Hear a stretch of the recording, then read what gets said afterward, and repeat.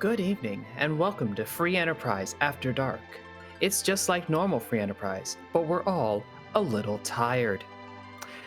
We have Alizel handling the restream tonight in Neon Gray, taking care of the tracking in this match between CSRadical and mikemike34. I'm Huffin and joined in the booth by Solaris. Solaris, how are you doing? Hi, I'm tired, but also excited. It is After Dark.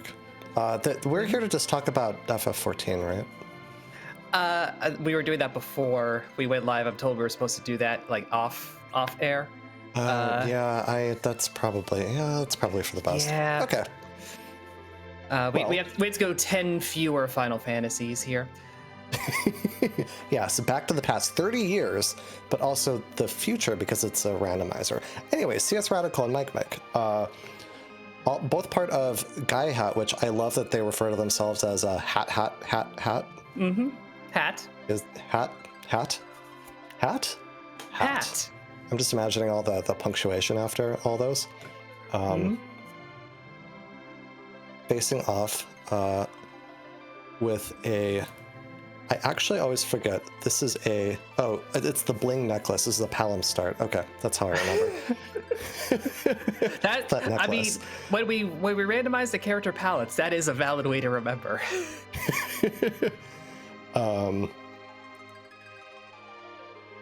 It's kind of processing these objectives. We've got we've got the 3 Vanilla Ribbon Room, Murasame Altar, Giant of Babel, and then we've got Pink Tail and Rat Tail with a hook. This is one of those interesting seeds where a lot of the objectives are kind of locked behind only a couple of key items. I always say these could lead to a jet seed, and they never do, because in this flag set, like, jet seeds sort of don't exist, because you end up having to do everything, but this is kind of a brewing start where maybe, things could happen pretty quickly. Yeah, it's one of those that does have that potential with everything being so compact, but again, like if you start with the magma key, we get an early pan leads to a whole bunch of stuff, sure. That's not going to happen. It never does. No. I say that having commentated a race where we had magma key and darkness crystal pretty much instantaneously. But the things that never happen sometimes happen. Also, I just want to process Mike's naming skill. It is my birthday, and he has named his characters Happy Birthday to Solaris. Thank you so much. I appreciate that. It is my birthday, but I'm so bad at like remembering to do birthday things that I didn't acquire cake for myself like I meant to. That's a tomorrow thing. But anyways, enough about that, because we are starting. And we have another child. Asridia is the character. A Darkness Crystal straight away, not one step away. Fun. Thank you, Ant Lion. Interesting. Wow, the word, starting items, whatever. 2 interesting items they started with. And I see Mike very cleverly taking a moment to actually read through the items that he got. I love when runners do that, because it's your instinct to just kind of mash through, but those items are really important, because there's a sylph and a vampire in that starting kit. That's the word, starting kit. I got there. The vampire, great for finishing one early encounter like Antlion, and then the sylph will get rid of you online right away. Yeah, there's 2 sylphs in that starter kit. We don't need 2 sylphs. Okay. We get money from the second one, but that is very amusing. Which sylph do we pick? Is there like a fight that happens over? Maybe? I feel like that's more of a Persona thing. Yes. Yeah. Meanwhile, Edward wants us to defend ourselves. It's a defense sword. That's fair. Yeah. CSRadical going to hit the public treasury, and Mike going to do the same. Reasonable play. Get a little bit of extra gear, like that wizard hat. That's usable. Yeah, I think it's smart to do this on T Wildish. It's probably smart to do this in any treasure setting, but on T Wildish, like, yeah, we like to talk about Castle Eblin and Watery Pass having really good weighting of really good loot, but there's actually just a bunch of treasure chests here in Troya, so the chance of spiking something useful, it's still pretty likely. Either you spike something useful or you spike money, and then you can go check the shop if you really want to. Mm-hmm. I think if we didn't have Bedward giving out a key item spot, I think the first move would be like Eblin Castle or Watery Path. I think those would be a little more sensible, but you're already going over there. So all that transit, like, you don't think about it.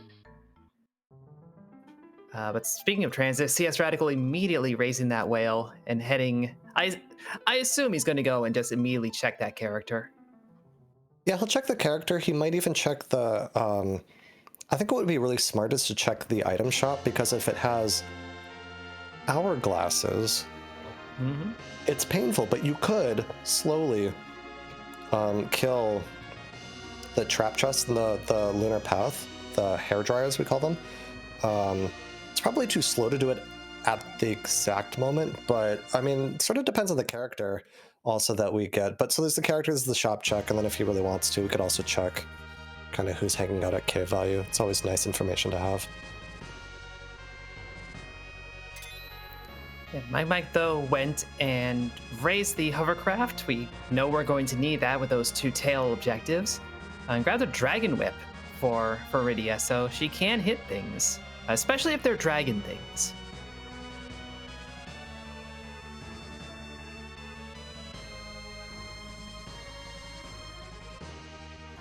I guess he's a bit more... Oh, go ahead. I was going to say, this is some interesting immediate divergence, because CSRadical wants to know the character in the shop up on the moon, but Mike says, I've got enough power. I get a feeling thinking about that vampire in his inventory, because he really hasn't looted very much. And finds a blue robe. I think the single just means... Nope, just kidding. Nope. That's the Alt Gauntlet. That's the Alt Gauntlet. How badly do you want this Sid? Badly enough, apparently. And Rydia goes down immediately. Yeah, this is a tough one. Getting a character out of Hobbs is usually great because, 1, you get character, obviously, but 2, this spot gives a lot of experience. The Alt Gauntlet sort of poo-poos both halves of that.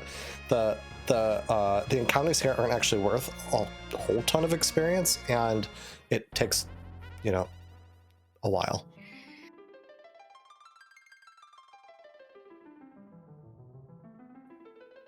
Yeah, I mean, Mike has that Ogre Axe for Sid, so that's nice, but you're facing down a trio of cockatrices. Use your arrows. CSRadical, though, finds a Lunar Ninja. I'm Which is a nice find. Always welcome, yeah. Go ahead. I'm just... Lunar Ninja has to be a movie. That has to be a Kung Fu movie. It simply must be. And Lunar Ninja 2, 3, 4, and 5. Oh, did it peter out after 5? Okay. Probably. Yeah. That's like where you rename the series, and it's like a solar ninja, or it's, I don't know.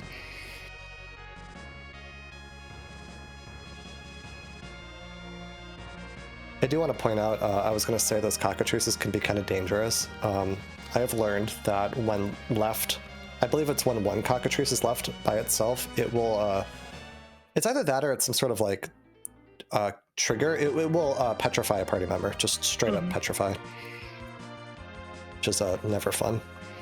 That's what they're known for. It is, but in Final Fantasy IV, I'm so used to just like things not being what you expect them to be.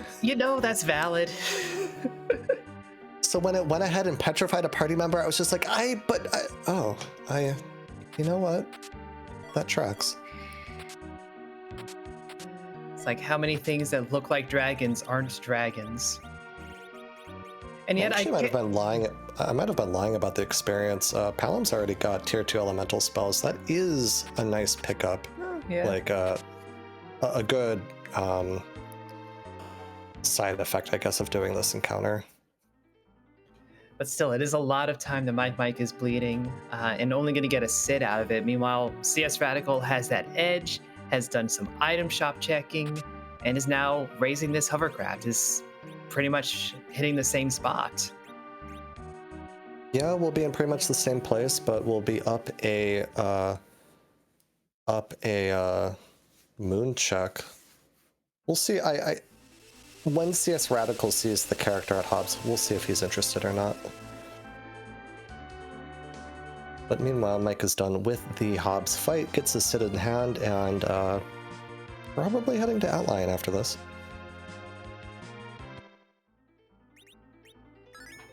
Yep, doing exactly that.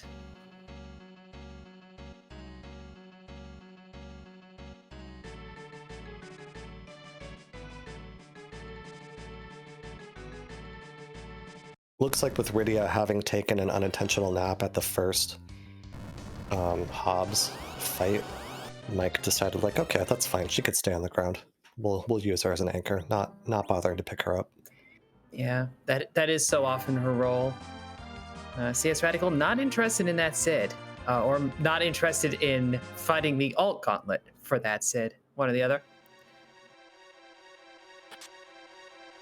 Yeah, and that's the decision I really agree with, but it's hard to blame Mike for taking that Hobbs fight, not having looked at the Lunar altar, and now can sort of fade it for as long as he would like, essentially. And Edge is nice, but Edge with the Sineki flag set isn't...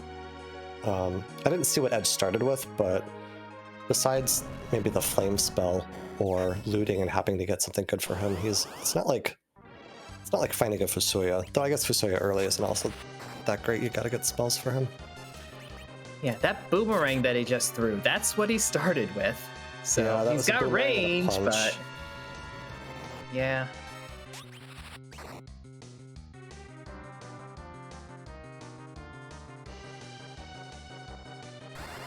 Mike cleverly taking advantage of the second half of the Dark Elf fight, loses the boss bit for reasons not really known.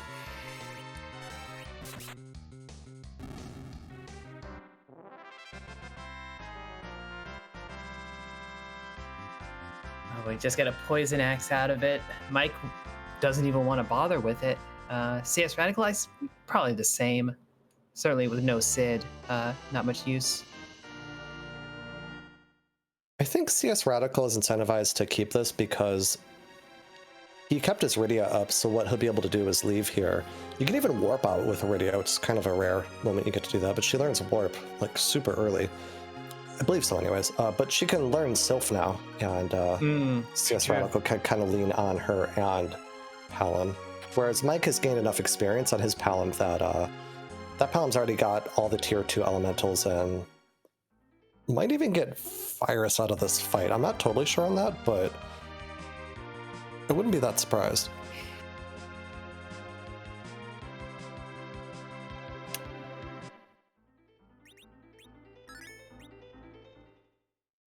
Well, maybe not against Golbez. Yeah, well. Sigh. So the good news, I guess, quote-unquote good news, is we know our underground our intended path underground is not gated behind Golbez. This cannot be our only way underground. It could have one way underground if the other way is somewhere else. The bad news is basically everything else. I mean, hey, you're hitting this with only 3 party members instead of 4, so it's a little faster, I guess.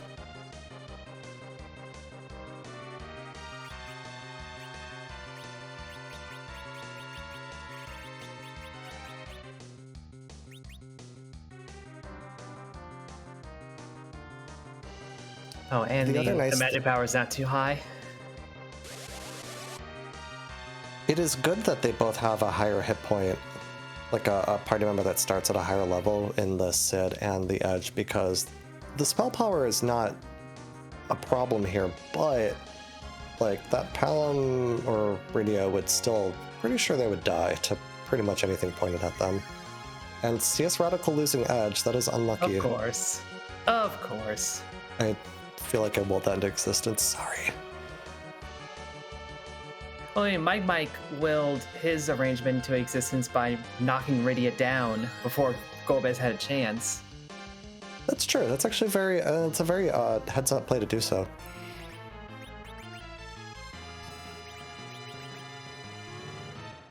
But, and I wasn't thinking about this, anchored with edge. Ooh, that Pelham just goes down. Anchored with edge. Edge is pretty fast, so he still had time with Radio wearing that Dragon Whip to get out a Star Veil anyways. Otherwise, that was one of those awkward 50-50 moments, because you have to get the Star Veil out and then hope that Golbez doesn't target the Star Veil user, because the spell goes out, then the Star Veil goes out. And then if you lose that 50-50, then the other party member gets blasted down, and then you're just sad.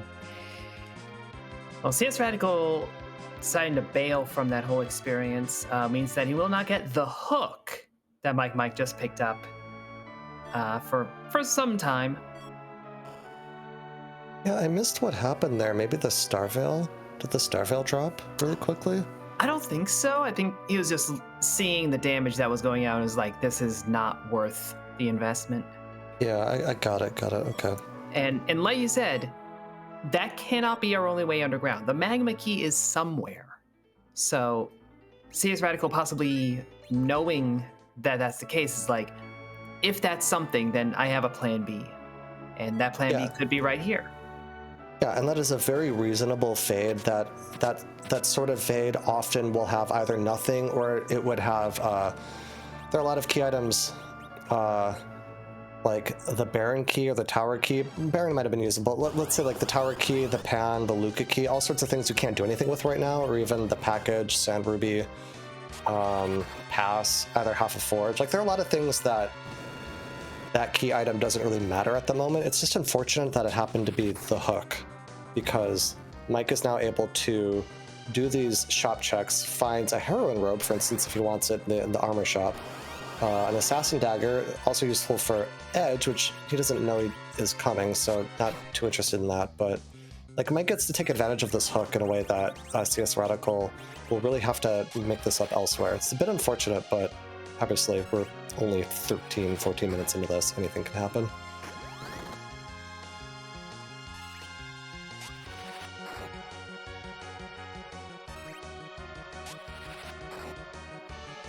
Yeah, my Mike finding a siren in this, in the Eblin Pass, the Eblin Caves, the Eblin, whatever you want to call it. CSRadical finding the vanilla Karate Man. And only has edge standing because Rubicante was the first spot, and that spot does have magic power.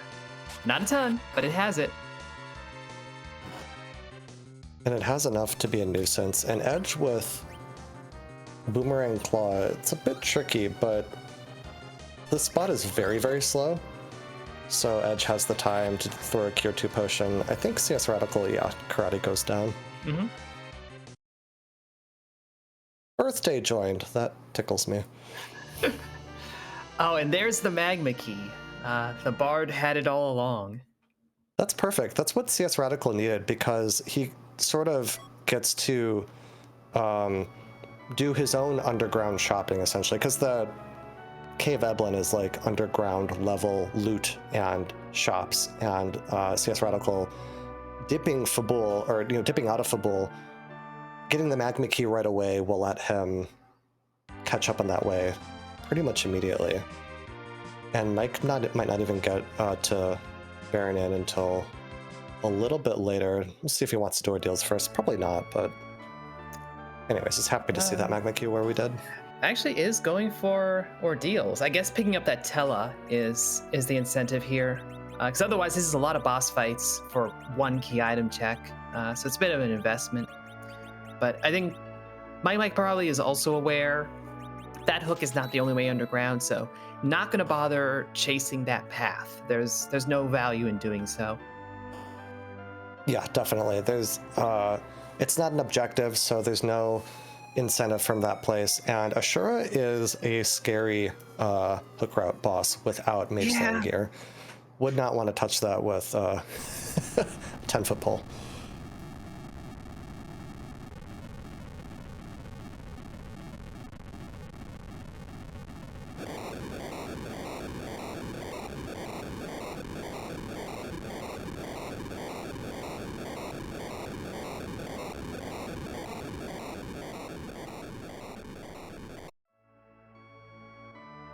Also, getting Tella his spells does make sense. Finding King Queen Eblin, this is really not the place you want to find them, but you accept it. This is one of the easiest boss spots in the game, up here in Ordeals.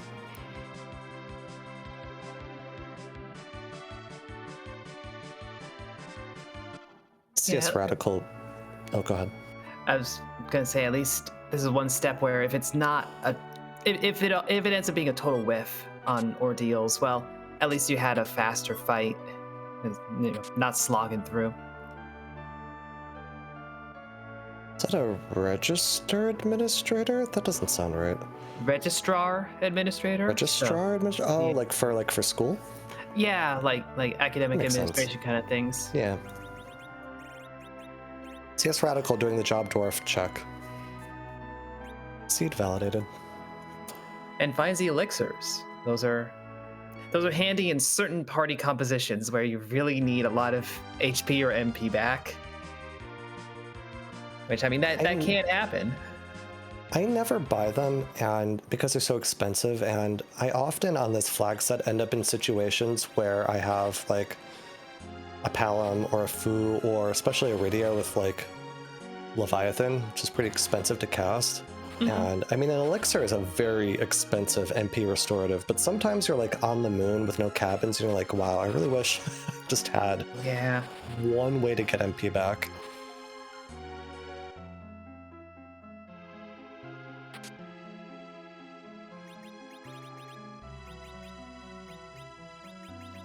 Anyway, it's log flume time, I guess. Kanazo as the back attack, with not much in the way of lightning offense to prevent these waves. Yeah, this is actually a rather dangerous, tricky back attack, only because you get no real time to react to the wave. And if you don't control Kanazo or start dealing damage right away, he starts knocking your party members down, and then you feel bad because it takes a while. It's usually, well, I don't want to say usually, but like, you know, Mike's recovered pretty well here, and even if he had lost a couple other party members, you get somebody up. It's easy to lose tempo, but really it's easy to lose time here more than anything, which would certainly feel bad when you make an early Ordeals play, knowing that you could, you know, put it off until later. Absolutely. Here's Sirens. Down in the Fey March, we did see the bosses were Bygan and what we now know as Water Hag. Which spots were they in?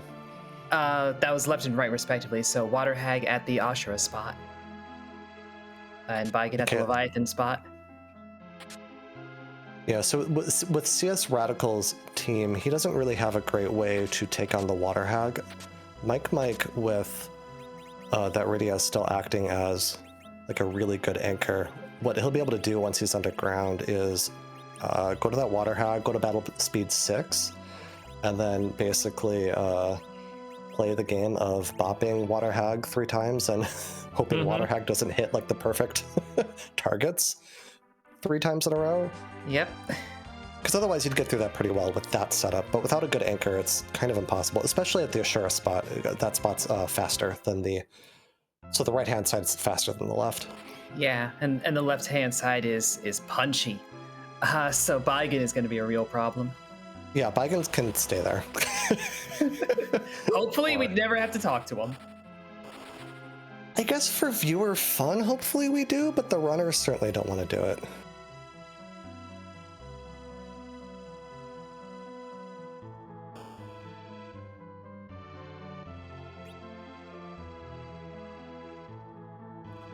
See as Radical goes and checks on Yong. Mike has gotten through the Kanazo fight and picks up the pan. That's comedy. That's good. That's a good comedic setup right there. That is, yeah. So that pan will mean that Mike will have a really good setup for Sheila 1 and 2. Where CSRadical is now incentivized to fade that Ordeals, especially without that Tela, for basically as long as he wants. It's a pretty common to find like a couple of spots, and it's hard to find a fade on a flag set with this much completion, but the longer checks, so like Ordeals, maybe even Dwarf Castle, are ones that runners, or Twin Harp, are runs that, you know, runners like to put off, basically. Yeah, and if you get an objective set that's, hey, go do Cave Magnus, well, you can't exactly fade the harp with that as an objective. Ordeals is an objective this seed. CSRadical doesn't know that. Mike now does. So that's even more nudge away.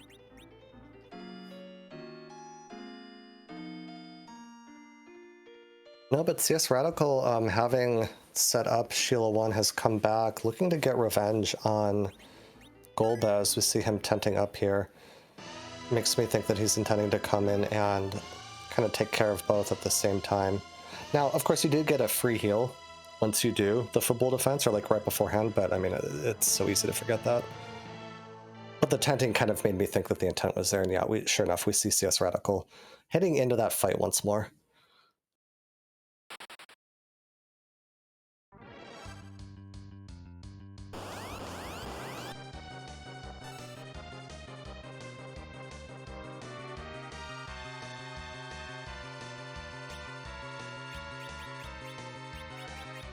And yeah, the timing of the pan was amusingly unfortunate because CSRadical set up without the pan, like right around the moment Mike actually found the pan.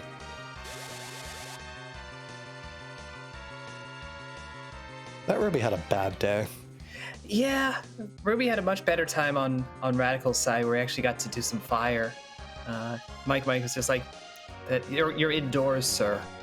It's health and safety. We're gonna not allow that. We're gonna ask you to leave. And also, you person swinging around swords for some reason, even though you're a karate expert, we'll have to ask you to leave too. It's very rowdy in this hit, I tell you. It really is. This is a slower, bouncing moment, but we're getting there.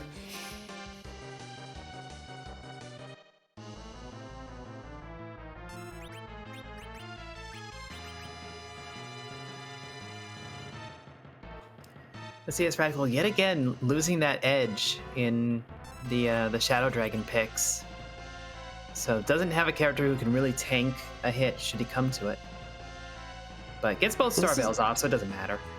He gets both Star Veils off, and this is actually really smart, especially for a newer runner like CSRadical.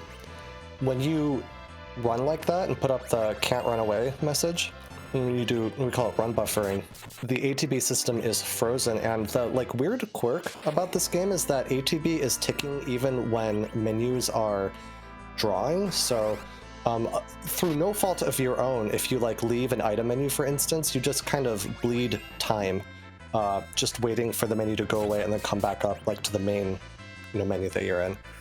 So by doing the can't run away after using a Star Veil, it is what guaranteed that he was able to get 2 Star Veils off.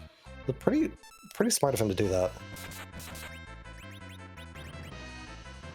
Yeah, menuing skill is a very prominent thing in RPG speedrunning overall, but the way Final Fantasy IV was built, it makes it just that much more important here compared to other games.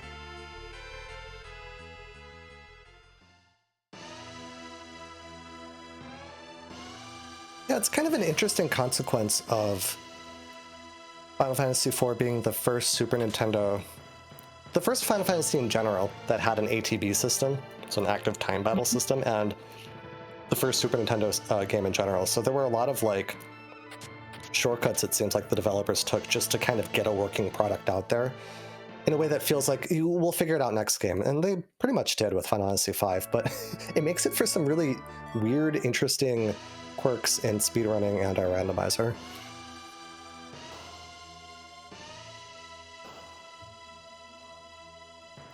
So yeah, that Sheila 1 check that Radical was able to do, that wound up giving the rat tail, and with that hook from clearing the defense, he can go and redeem that straight away. So gets an objective on the board for sure. Might actually get a valuable item as well. I always feel odd when Sheila is giving away tails. Yeah, I don't want to question the cooking, but why do you have the tail? And why are you giving it away? I mean, why would you keep it in the first place? I guess it's fair. So, okay, so the storyline is she's asking for disposal service. I guess. Anyway, here's Vanilla. Yeah, apparently, yeah. The rat tail turning into its well, yeah. Yeah, right? no, that is vanilla. You take the rat tail to the Adamant Grotto and get adamant from a tiny man who really wants a rat tail. Look, there's a lot of things about Final Fantasy IV that we just don't question anymore. Unfortunately, besides key item count, it is not useful since it is not forging won't lead to an objective. If we get a Cecil and we want an Excalibur, it's pretty neat. It's also a great dart, but not progression.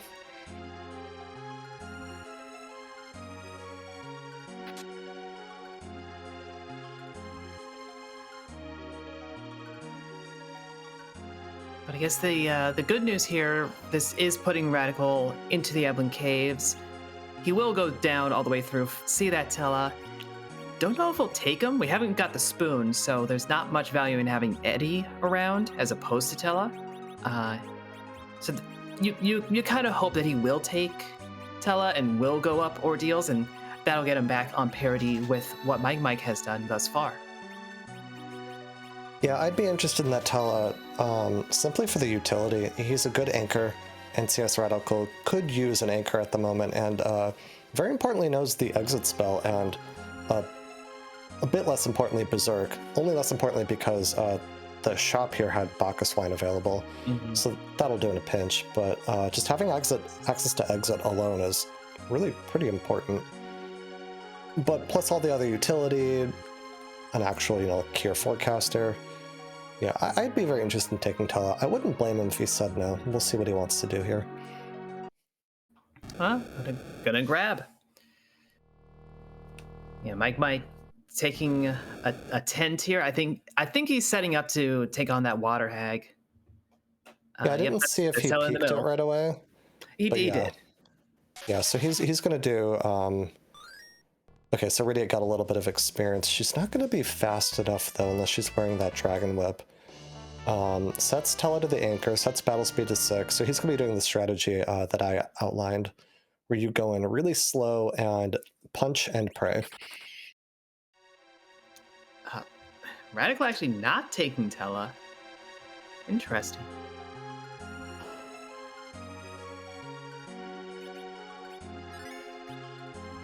Yeah, so here's unfortunately the problem. Rydia is not fast enough because she's too low level. So Water Hag was able to act first. And now we're kind of playing this this life tag, but Tella gets to survive and get off a blink. Yeah, that looks like we've got time now. Yeah, that buys you 2 punches, and that's enough. Yeah, Rydia going down instead of Sid was also very important. Allowing Sid to get in a punch, and then Tella's queuing up like a lit one of the tier 1 elementals. He'll get to do that one more time, and then Mike will be through the fight. Meanwhile, CSRadical did a little deeper dive of the loot in the Eblan Caves, finds the Artemis bow, and we've been a little starved for equipment, so is still doing some archery, and that's the best way you can do archery. It's a really handy weapon because it's got the plus, I think it's either 5 or 10 agility on it, and that's also just helpful for like agility manipulation. Yeah, I think it's 10. I believe so as well. Well, that's not a key item until you get a Cecil.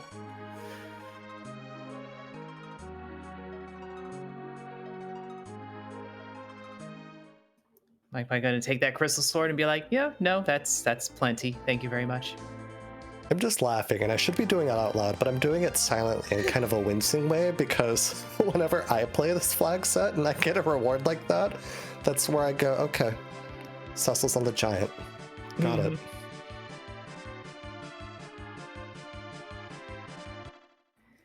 I mean, there is but one Cecil, possibly 2, but probably 1, and probably not where you want him to be. Yeah, there is always that one dupe on this flag set, but yeah, you never really count on it being like a character that you want. I have seen dueling like edges and dueling foos before though, so sometimes it's a pretty nice dupe when you've got the gear for them. CSRadical, meanwhile, going back, saying, you know what, I would like that edge. Oh, sorry, I would like that Sid. I'm a little more powered up. It should be faster to go through. Let's do it.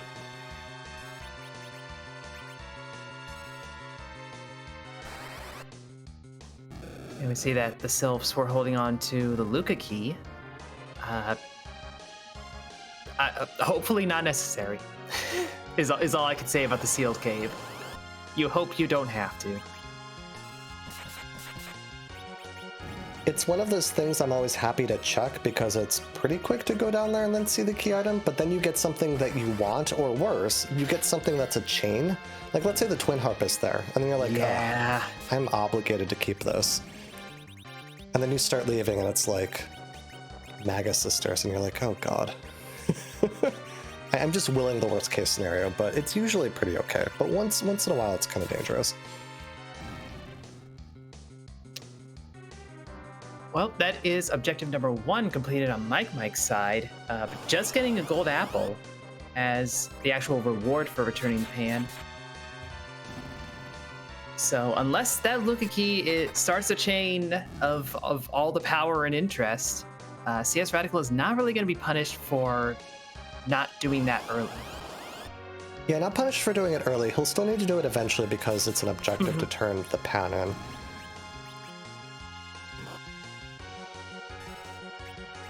Meanwhile, chat cleverly pointing out that Mike enjoys caves, but the sealed cave is not the ancient cave.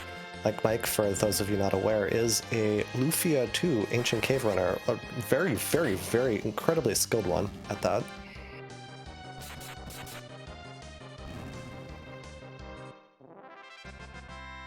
Ancient cave runs are always one of those things. It's like, wow, that looks like a nightmare to play, but sure, it's fun to watch because it's basically like its own randomizer within Lufia 2. Yep. And gives its name to a whole style of randomizers for other games, including the pixel remaster of this one. Yep.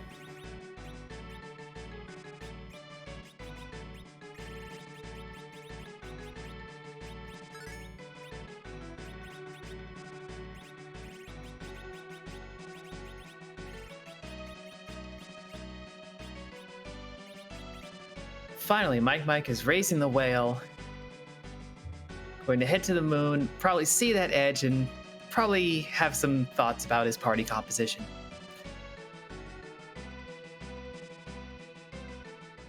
He'll have to make a pretty important decision. I imagine he'll let go of the Sid. So I guess it won't be like that difficult a decision, but certainly one of those moments where you go, oh yeah.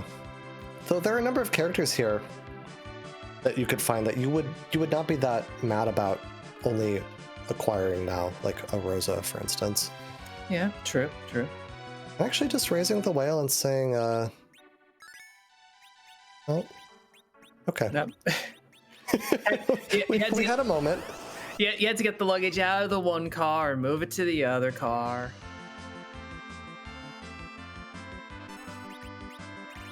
This is like in my last tournament race. I ran down to turn in the pan in Sylph Cave, and I just sort of forgot to turn the pan in park. I just sort of muscle memoried. Talking to Yang and then walked out. And the second I walked out, thankfully I caught it. I got up in my airship and then realized, oh yeah, okay. Time to go back down. It's very easy to muscle memory your way through things. I was thinking of all the times I've accidentally tried to go underground in the Lunar Whale, which you can't do. It's too big. But I was like, oh, I'm in my airship. I need to go underground. Why can't I go underground? Why can't I? Oh, right. Why can this massive whale not go underground? Ship stuck. Help. Ship stuck. Radio's gone. That makes sense. We don't need the second anchor, which is what Mike was basically using her for. Having acquired Tella as a more functional anchor. Gonna go check out, I'm guessing, the shop. Might check cave value. Lunar Path. So there is a trap chest here to go throw an hourglass at. This is the play I was talking about at the start of the seed. But we've got enough power to actually get through that fight efficiently.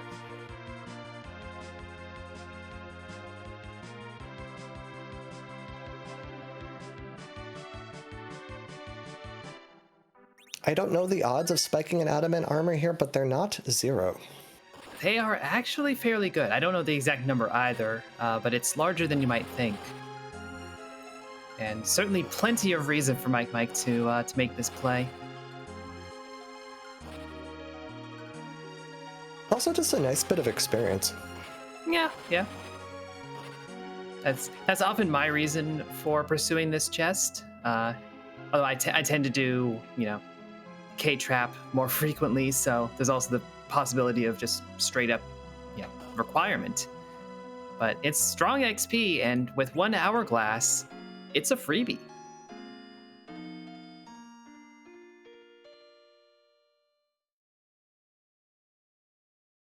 Yep, just pick up the party members, maybe flame, guard over to Palom, cast Quake if you have it, and just be done with it.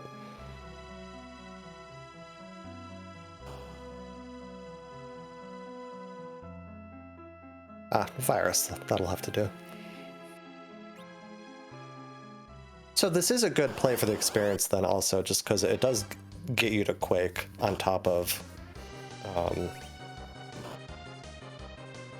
being maybe good loot, though it is taking a good amount of time to get through those. Yeah. CSRadical, meanwhile, is taking on the Water Hag fight with that fast Edge anchor. So Palom just knocked out immediately. Edge, though, has enough HP and defense that he can take a punch. And as long as that's enough fights queued up from everyone else, should be able to get through this.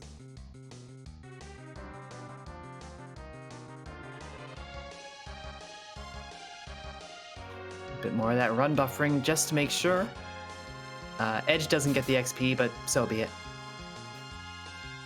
It looks like Sid used a Bacchus wine to start that, which is really important because Bacchus sort of cheats and gets to act about twice as often as it should be, basically. Very important to get him through that, and does get his Crystal Sword reward. Yeah, though Mike's reward up here in the Lunar Pass, some Hanzo steel, much more valuable for the party you actually have. Yeah, that is a nice, absolutely nice to find when you're rocking like boomerang. I'm hoping that's not a charm claw, but it is some sort of claw. I think they were both been using Poison good. Claw. I think they're using Poison Claw, yeah. Which has strength on it, so that makes sense. But yeah, that is a huge upgrade. Oh right, because someone poisoned Dark Elf earlier. That's right. And he's got a long sword. Okay, so Masa long. Edge is basically fully online now. Yeah, no, I'd feel good about that Edge.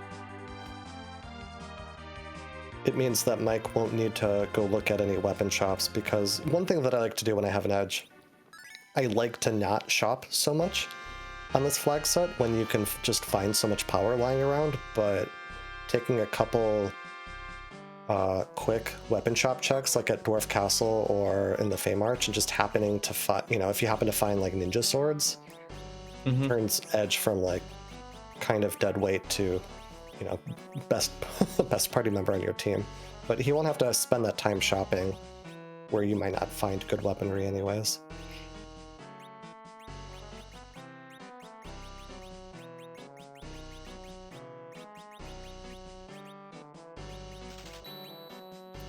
Oh hey, there's Leviathan for sale. Neat.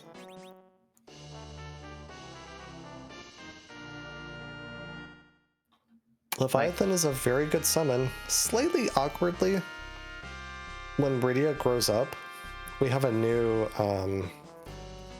feature in this version of the randomizer where when Rydia grows up, she learns 3 sort of like middle tier summons, and one of them can be Leviathan. However, Leviathan is super useful to get through the Magnus Sisters here, so like, pretty happy to have it beforehand.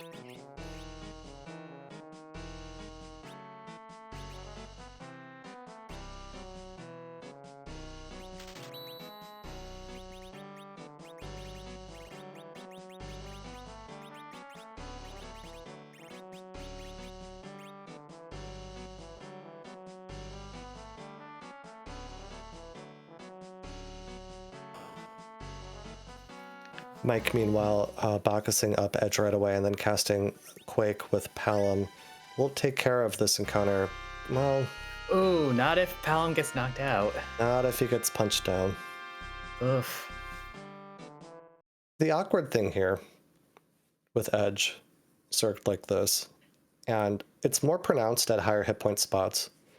When you kill the little sisters, the front and back sisters, Cindy in the middle will eventually revive them. And if Edge chooses to have the worst targeting ever, like what might be happening right now, you get an unintentional grind when you really didn't want it. Yeah. And even in the best case, Cindy has the most HP, so you need to be hitting her more often than not. But Mike might get through. Yeah. Again, Bacchus just cheats so much, and with that Masamune especially, having the power to just kind of punch through anyways.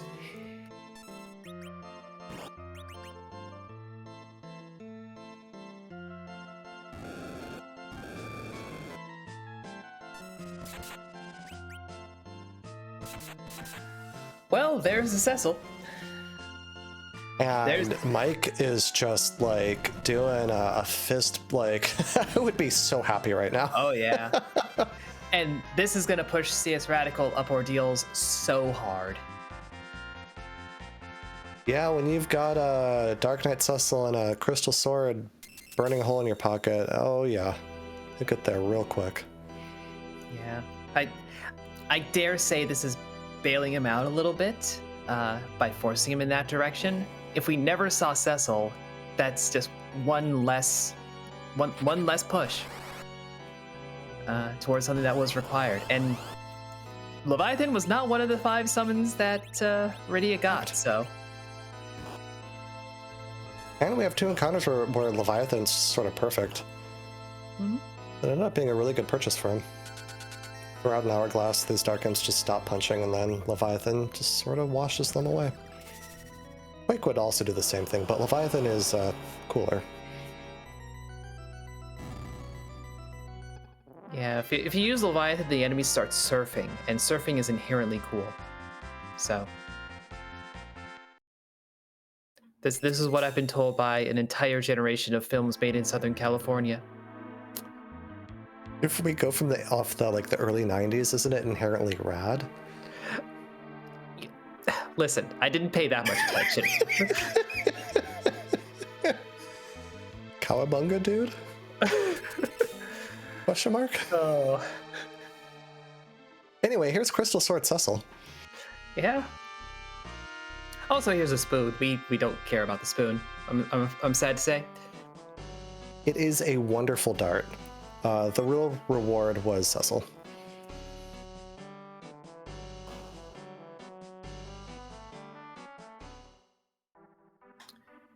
Yep, so we're seeing Mike following the chain of key items that he has and going into the sealed cave. CSRadical going to follow the chain of key characters that he has and going presumably towards Ordeals. Okay, Mike steps in and has a protracted pause on Palom's magic screen, realizing that Palom does not know warp, and he just let go of Tella, who does know warp, and says, you know what? Oof. I'm good. Warp being a much quicker way to get out of the sealed cave because you cannot exit, and so you can warp and just kind of go screen by screen by screen instead. So it says, yeah, I'm not even going to check, and I don't blame him. Actually comes back to grab. Wow, that's commitment. He says, no, yeah, it is commitment, and this is the change I would have made, like the party swap I would have made, because you do still want to preserve your anchor. And Palom's an okay anchor, but Tella just kind of operates that role, I think, better. Though it sort of really doesn't matter when you have Crystal Sword Cecil. The only way it does matter is that Wyvern is still out there. Ooh, and you yeah. really need a good anchoring setup in a lot of spots. Because Final Fantasy IV is weird, and A2B is weird, and sometimes you can't do anything against Wyvern if you don't have a good character in the middle slot.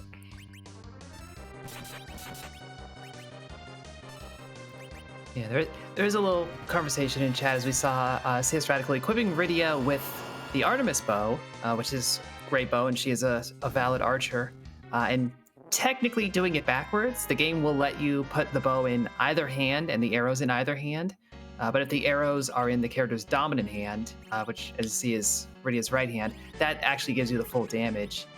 I think, oh no, going to a rod anyway, rendering the whole thing moot. But it is a useful thing to remember if you're playing this game frequently, especially doing higher difficulty things where that little fraction of damage can actually make or break a fight. The easiest way to remember is just your dominant hand, that's where the pointy thing always goes. Yeah, and that is something I didn't learn right away when I started playing Free Enterprise. I didn't even learn it like the first couple months into playing this game. Like someone had to point it out to me because it's not obvious. I mean, I don't blame CSRadical at all. Oh, possibly certainly. not even, yeah, even being aware of it. Especially since with bows, it doesn't matter what goes where. You still get the back row glitch, kind of in either way, and you still get the stat bonus. So if you needed the agility from the Artemis bow, for instance, like you said, it doesn't really matter where it goes. Yeah, it doesn't help. Like I've had someone try to explain it. Like imagine you're doing the archery in real life. It's like, when was the last time I did archery in real life? You are assuming a very different lifestyle. That's a very different lifestyle than what I actually have. I would love to do archery though. I've never done it. It's it's both easier and harder than you might instinctively think. I imagine, much like wielding large weapons, it just takes a ton more strength that I'm really like able to picture.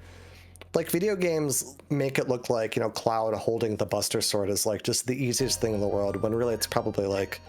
Oh, it's physically impossible. Physically impossible, yeah. Unless that thing was like aluminum. It's just, that's simply too much metal. And so pulling back a bowstring, I imagine, actually does take a lot of strength. Yeah, I mean, they have compound bows to make it easier, but true. that's literally all I remember from doing archery as a teenager. And also, you want to point the arrow towards the thing you want to hit. Those are the two things I remember about archery. That seems very important.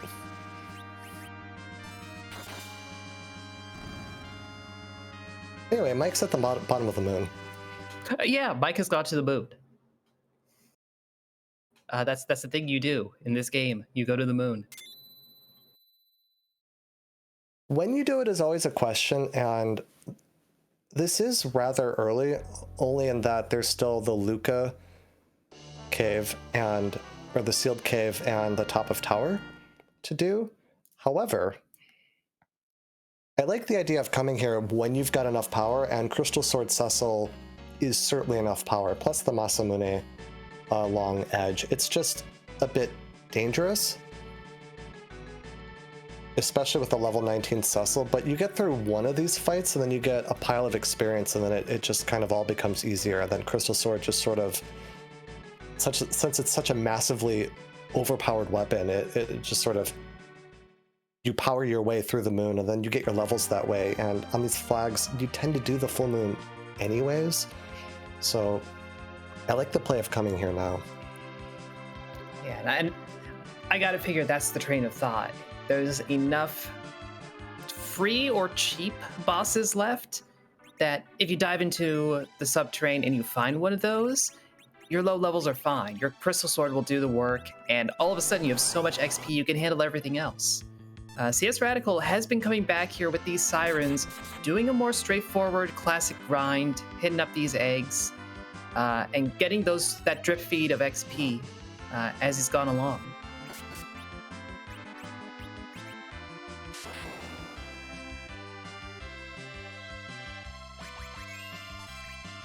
Unfortunately, waking up that egg into a yellow dragon needs to get one more good hit there. Okay, there we go. Yeah, this is somewhere that you really need that Dragon Whip or the Artemis arrows, something that will just one-shot, or just high levels, but that kind of defeats the purpose of the grind. That's cart before the horse. Yeah. Horse before that? No, that's the proper way. Never mind. Yeah. Another way to do that with his party is Quake will do it. You could bluff yeah. Virus if you didn't trust Quake, or Leviathan, like, certainly would do it. And yeah, it might take some time because you kind of got to guard over and there's animation time, but it's safer than sort of like swinging and then Cecil unfortunately gets knocked down. Now you got to life up Cecil. But once you do it, we're going to cast Leviathan now, but then the Thunder's going to come out. Okay, Yeah, never mind. He just punched again instead. It's just, you get into territory where it's like, ooh, it's like squicky, and you don't want to be in squicky territory. You want to be in like nice and clean territory. Yeah. Like Leviathan. Yeah. Every one of these classic familiar grinds that we see, there's always something about it that makes it very appealing in one way or another. And what's appealing about this is that until you crack that egg, you are safe. Nothing will happen. So you can position yourself for it. The D-Machine grind is great for that repetitiveness. As long as you have the setup, it is perfectly stable for a long time. The Clapper grind is notable because it sucks and don't do it, but it's funny. Your setup into that was perfect. I was like, oh, what's good about Clapper grinds? I'm so interested. No. Oh, yeah.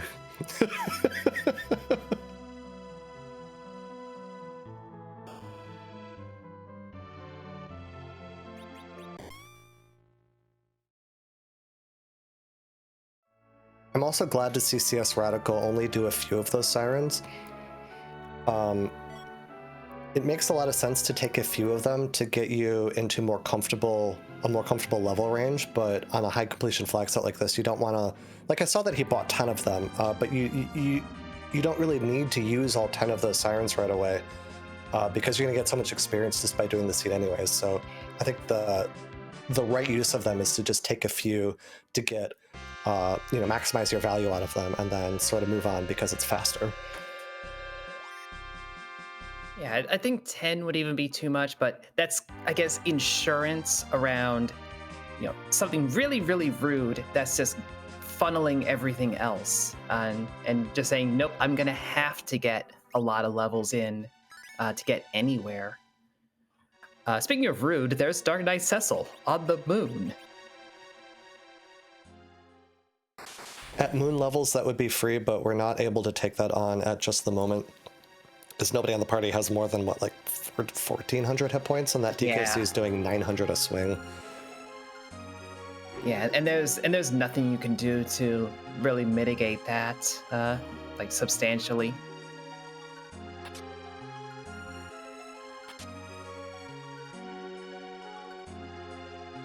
I did, however, miss the ribbon room reward. Did you catch that? I didn't see it either, I'm afraid. We're good at this, I swear. Yeah. So here's that danger on this moon, especially the Masamune altar. Finding Octomam, which all Octomam does is punch, but that spot punches real hard. Mm-hmm. Also, Neo Gray has actually been doing their job well. For our tracker this evening, it was zonk. It was all zonk. It's unfortunate, but you're always, as a runner, I'm always happy as in air quotes. You can't see me, but I'm air quoting. I'm always happy to see a ribbon room zonk, because it's like, my opponent did this. I know my opponent did this. It's 2 checks. You don't not do this. Mm-hmm. It's an objective, Oh, it's even objective. Yeah, that's even, I wasn't even thinking about that.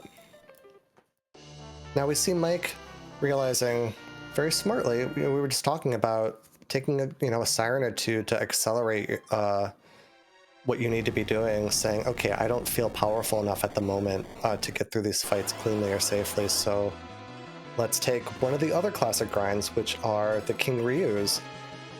The eggs are nice because they're underground, they're convenient, they're easy. The King Ryus are worth more. They're worth about the same, over time, but you get kind of more out of you get more bang out of your siren buck, I guess. The only trick is you need somewhere to kill them, and weak, which will turn an enemy's massive hit point pool into single digits, is a very efficient way to take care of these. Yeah, they're also really good for just straight up cash, being a late game enemy. So if you're still thinking I might need to dip into a shop here or there, it just fills your coffers a little bit more. That's very true. Also, Crystal Sword Cecil is another great answer to really most of life's problems, but certainly dealing damage to gold dragons. Can Crystal Sword Cecil do my taxes? You know, we're working on it. No, I mean, he does become king at the end of the story, so I guess in a way. that's true. But then he would just outsource his taxes, so he's not the one doing it. Is the Crystal Sword sentient, maybe? Isn't it an accountant? That would be terrifying, actually. Because now I'm imagining the only sentient sword I can think of is Fi from Skyward Sword. And I was imagining going to H&R Block, and there she is. I'm actually not familiar with that game. That's probably the only Zelda game I haven't played. But when you talk about talking swords, when I think of talking swords, I can't think of one that is not just like awful chaotic evil. Chap pointing out Exorb, Super Mario RPG. That is chaotic evil. That is in that vein. So there you go. Would not have Exorb do my taxes. Yeah, I'm thinking of the talking sword in, it's like Baldur's Gate 1 or 2, which is absolutely aging me by naming that game. It also is not very kind.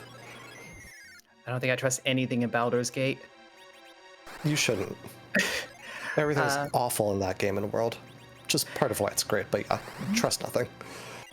Anyway, we had the tower key at the bottom of the sealed cave.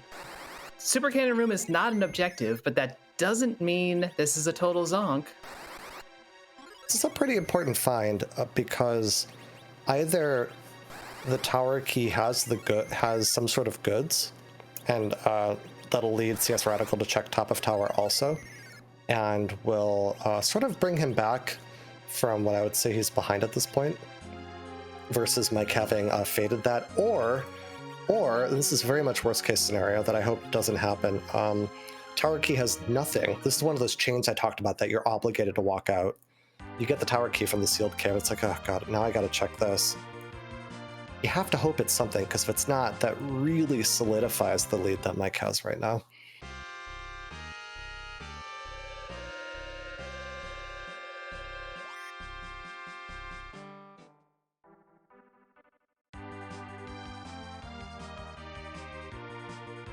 Also, the other thing I didn't name that is a good reason to come to the moon early is that this is a moon-heavy objective, a set of objectives with the three objectives.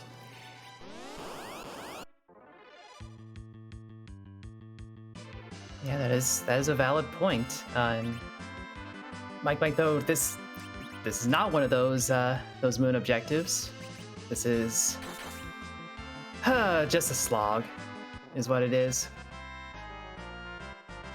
It is, but Sid is a healthy boy. Yeah.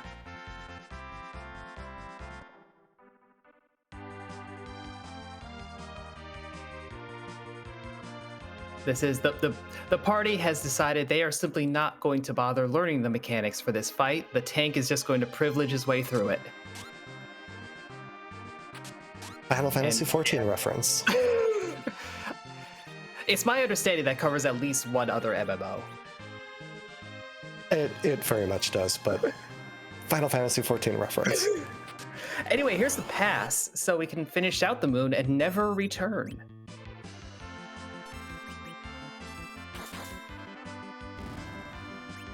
I mean, it absolutely feels good when you're Paladin, and I forget the name of the Paladin version, but when you just get to invulnerability your way through, you know, whatever the encounter is.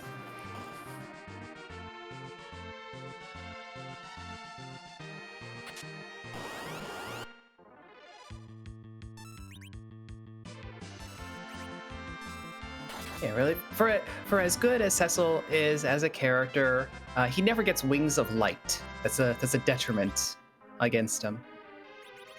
Wings of Light is one of the most beautiful effects in a game.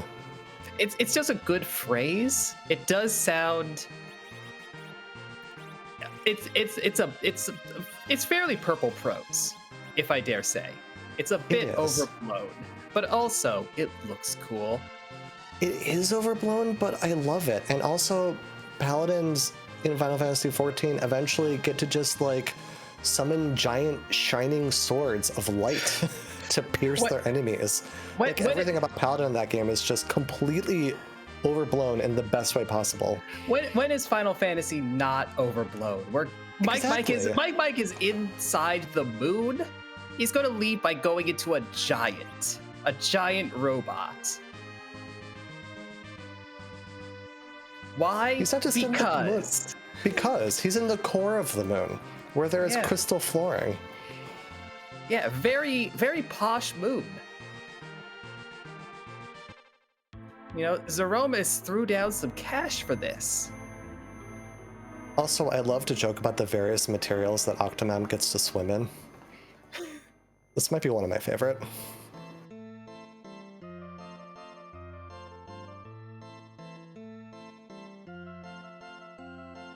CSRadical at the top of tower, taking on his Odin fight with the Crystal Sword. Not really going to challenge him. Also took some trap chest along the way. One of those things I wouldn't really be thinking about so much anymore, only because you've already got the power in a Crystal Sword, and that's sort of the best thing you get out of them. But to the Crystal Sword's benefit, he was able to do those trap chests very quickly because it's just the one eye, and you just kind of punch it once and it's done. Yeah, I mean, if you're not going out of your way to hit those chests, just tapping the ones on the path, and if it's trap chest, okay, swing, what do I get for it? You get a little bit of XP, if nothing else. That's, you know, one fewer siren you have to do. And if you're lucky in adamant armor, which I have gotten an adamant armor out of here before, the odds are not very good. Earth crystal. Oh, the chains are continuing. Yeah, this is where the chain starts to actually get scary. Because again, Tower of Zot, not an objective, but could have the Baron key. That is an objective. Yeah, it's a long check too. It's one of the longest in the game for like a single key item. Mm-hmm. Also, that Baron key is the only thing we're looking for anymore. It just dawned on me. We have all the other pieces of... Oh no, the Pigtail. I'm sorry. I thought we had that. No, but the package reward from the Masamune altar was not what Mike wanted to see. Norz is Officer Soldier at the Super Cannon. This is the easiest boss at the easiest spot. That's a shame. Yeah, the only thing worse to find here is either the Gauntlet or Water Hag, which Water Hag, funny enough, is slower here than like any other fight, because you still have to go through his through Anna's pep talk.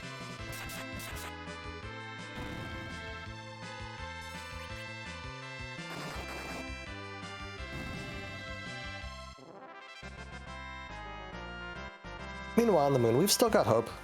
There's still the Murasame altar, which is an objective anyways. And then there's the Crystal Sword altar here, and then Cave Bahamut. So we've got half of this moon left to find some sort of value for Mike.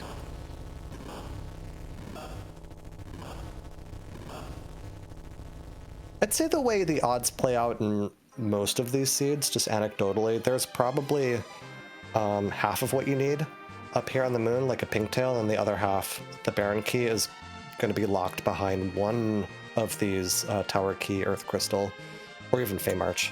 Yeah. Oh yeah, that's true. It might not play that way, but it seems likely that it's split like that. It's so easy to forget that Bygan is down in the Feymarch because we don't want to deal with Bygan down in the Feymarch. But that could be the gate as well. That would have felt awful. A Crystal Sword makes it a lot better, and Adamant Armor would make it a lot more palatable, but again, Crystal Sword just sort of solving a lot of problems. Not taxes, though.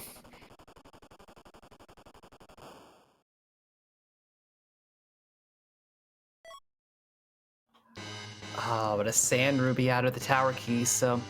Luca Key, Seal Cave, completely absent of value, but the moon seems to be coming up dry on the key items too. That's really unfortunate to get nothing out of that entire Luca chain. CSRadical now needs Mike to not find all of the value up here on the moon, and Not that he knows it, but, you know, the thing that needs to happen is that Mike needs to take that Luca keychain. Sort of after this moon.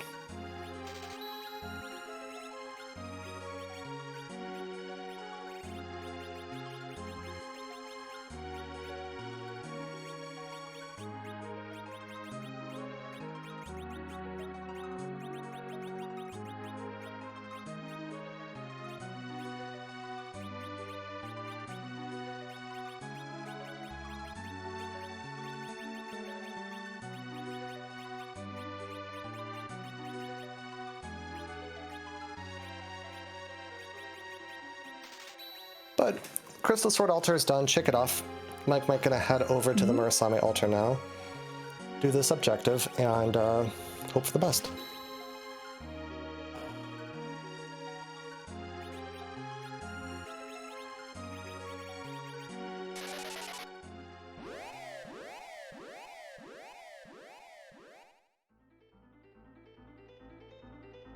CSRadical back at the hook route. I actually missed it, but I'm gonna guess picking up a pile of Bacchus wine. It's a pretty nice thing to have heading to the moon. Pretty smart to remember that those were there. Yeah, yep, and hourglasses. Yep, there's a spot of shopping. As we find the Baron guards over at the Murasame altar. Not too bad to deal with.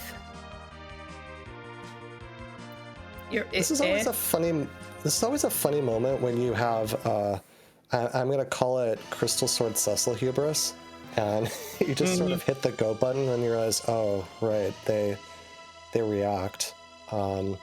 Just need to hope that Cecil doesn't turn into a little version of himself.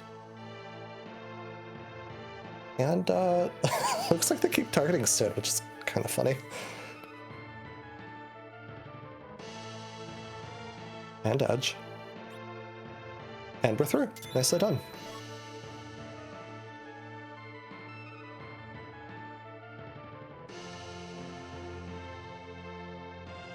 Not the value ribbon.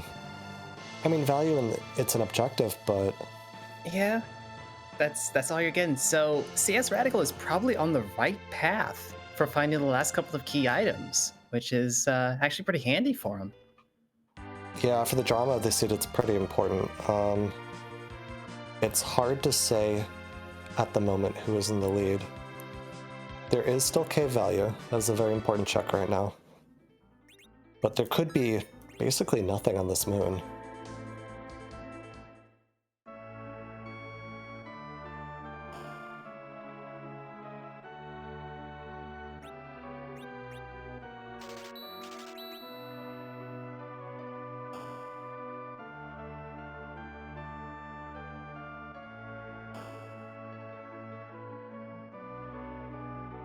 Oh, Tella's our dupe, huh?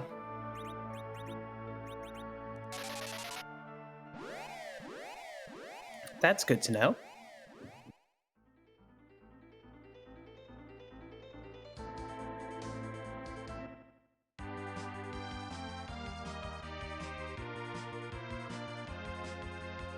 Ooh, a sparkle at Bahamut. This could be fine, or this could be pretty aggravating. It's fine.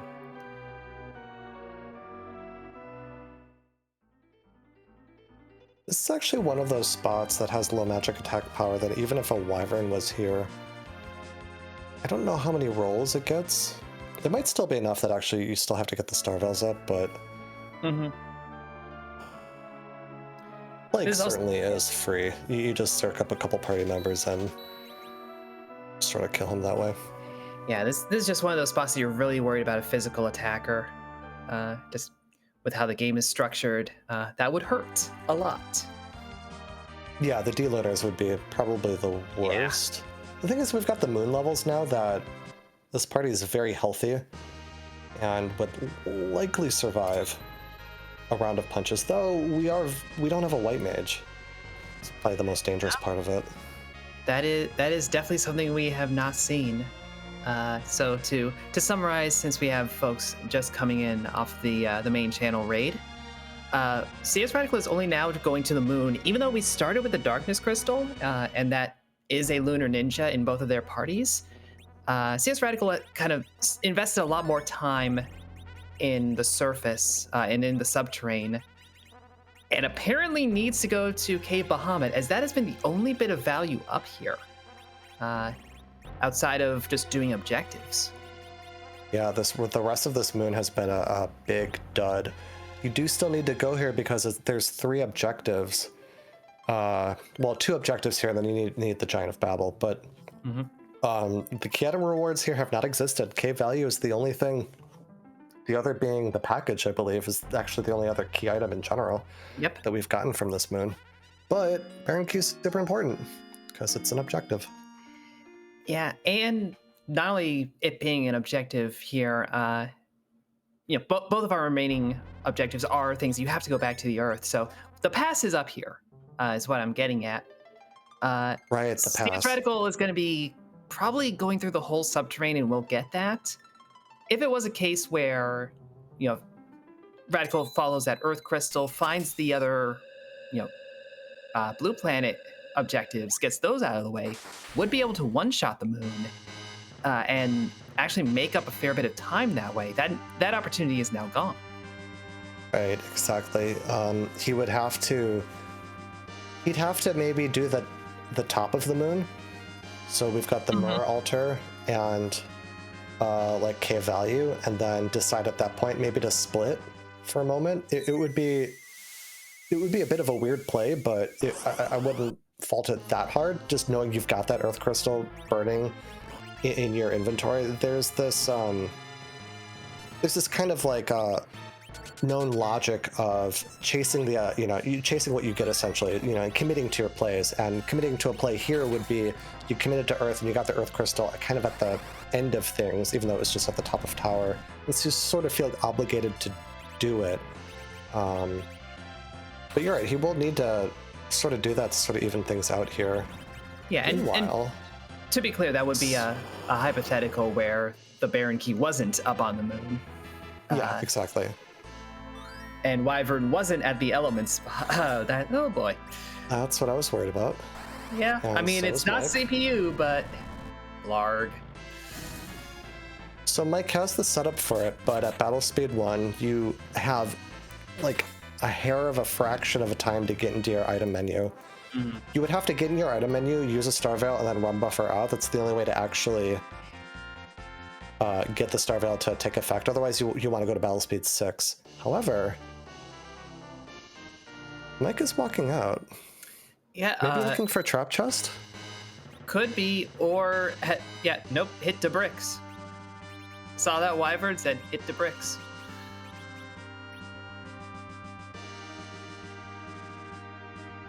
Kind of awkwardly learning that at some spots when you warp, you get sent to the last spot that you were at, not necessarily just the next floor. It's always kind of an awkward moment on the Giant, especially. One that I still do. But yeah, looks like Mike wants to head out. Maybe just save this for dead last, or use this as time to think about how you want to handle that fight while still doing progression. So this is absolutely better than sort of just sitting there and doing nothing. Absolutely. And you know that there's nothing you need behind that other than an objective. That is a terminal spot. So go follow that Baron Key that you got. That's an objective. It might lead you to the Pink Tail. That's another objective, Yeah, and actually more importantly, and to chat's point, though, this is a bit dangerous. So Mike only has the 1 Star Veil. You've really only got time to get 1 off, like I was talking about. At battle speed 6, you'd have time to get more off, but you've only got the 1 Star Veil, and the only wall caster is your anchor, so he's not really going to get that off. So it makes it very difficult to set up for a fight. The thing is, there are guaranteed to be Star Veils somewhere here on the overworld, and Cure 3s if there's no available White Mage. That there is in every one of our... In this flag set, White Mages are guaranteed. They could be on the Giant, which is like a weird, not really guaranteed, but that technically is. Anyways, Star Veils are on the Earth somewhere, but where are they is sort of the game we're playing now. It would feel pretty bad to last location it, but Mike feels that he really cannot do that fight without 1-star Veil, and I really don't blame him. And kind of has to run around the world searching. Heading to Barren Town, doing that shop check, not finding the Star Veils, and saying, well, I'm here, I'll do this objective. Yeah, you might as well, you're gonna have to.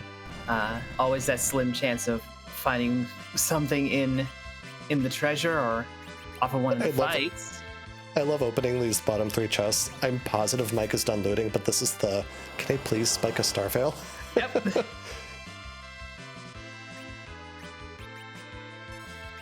I mean, when it comes to racing randomizers, like, skill is absolutely a component, strategy is absolutely a component, luck is absolutely a component. Luck very much is a component. I mean, I liken this game to like poker or Magic the Gathering or other card games that just have inherent variance in them. And of course, I mean, we're randomizing things. Random is literally in the word. Luck certainly is a component, and looting chests is taking luck and trying to put it into your advantage by being put in a situation where you can get lucky and find a Star Veil, or you can get lucky and, the first 3 shops that you check happen to have Star Veils. Didn't work out either way, but Mike essentially still gets time to think about how he wants to handle that fight.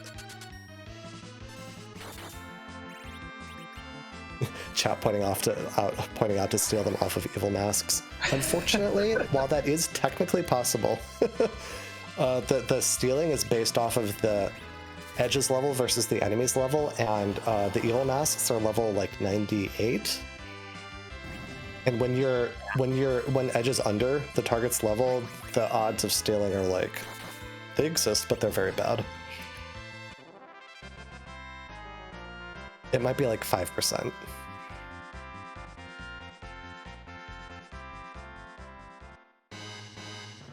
Oh, here's another sparkle, in this case Ogopogo. Sid will be napping. Sid washed away by the cool breeze. This is his beach napping pose. At least according to microcorgs. It's a lot of water for a breeze.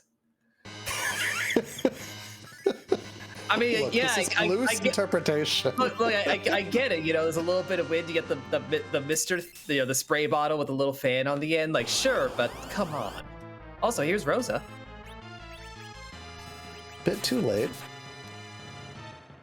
However, we are going to the Giant. The Giant does have a pile of experience. And actually, I'm thinking here. Pella might still need some sort of extra agility because he is notoriously slow. But you can anchor with Rosa at that Wyvern instead of Tella and maybe try to get him to cast a wall. He might not be fast enough though. Yeah, we're getting into tricky territory. Yeah, the other option is to take a few eggs, which is like you don't want to do it, but hey, that's a veil. That's a veil. Moon Veil counts as a veil.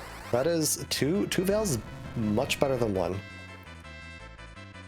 I think that's going to be enough to go. Now we're still looking for Pink Tail, so we're going to check the Odin Throne here, but that should be enough to go take that Wyvern on now. Chat commenting the Crystal Sword was one of the sprites keeping up the wall. It really does solve all your problems, huh?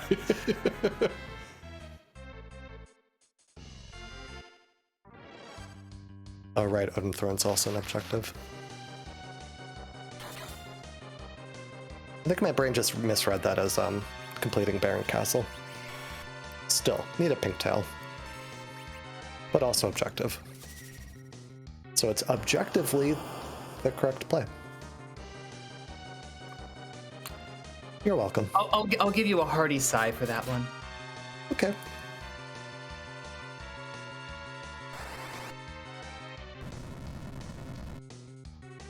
Anyway, orbs.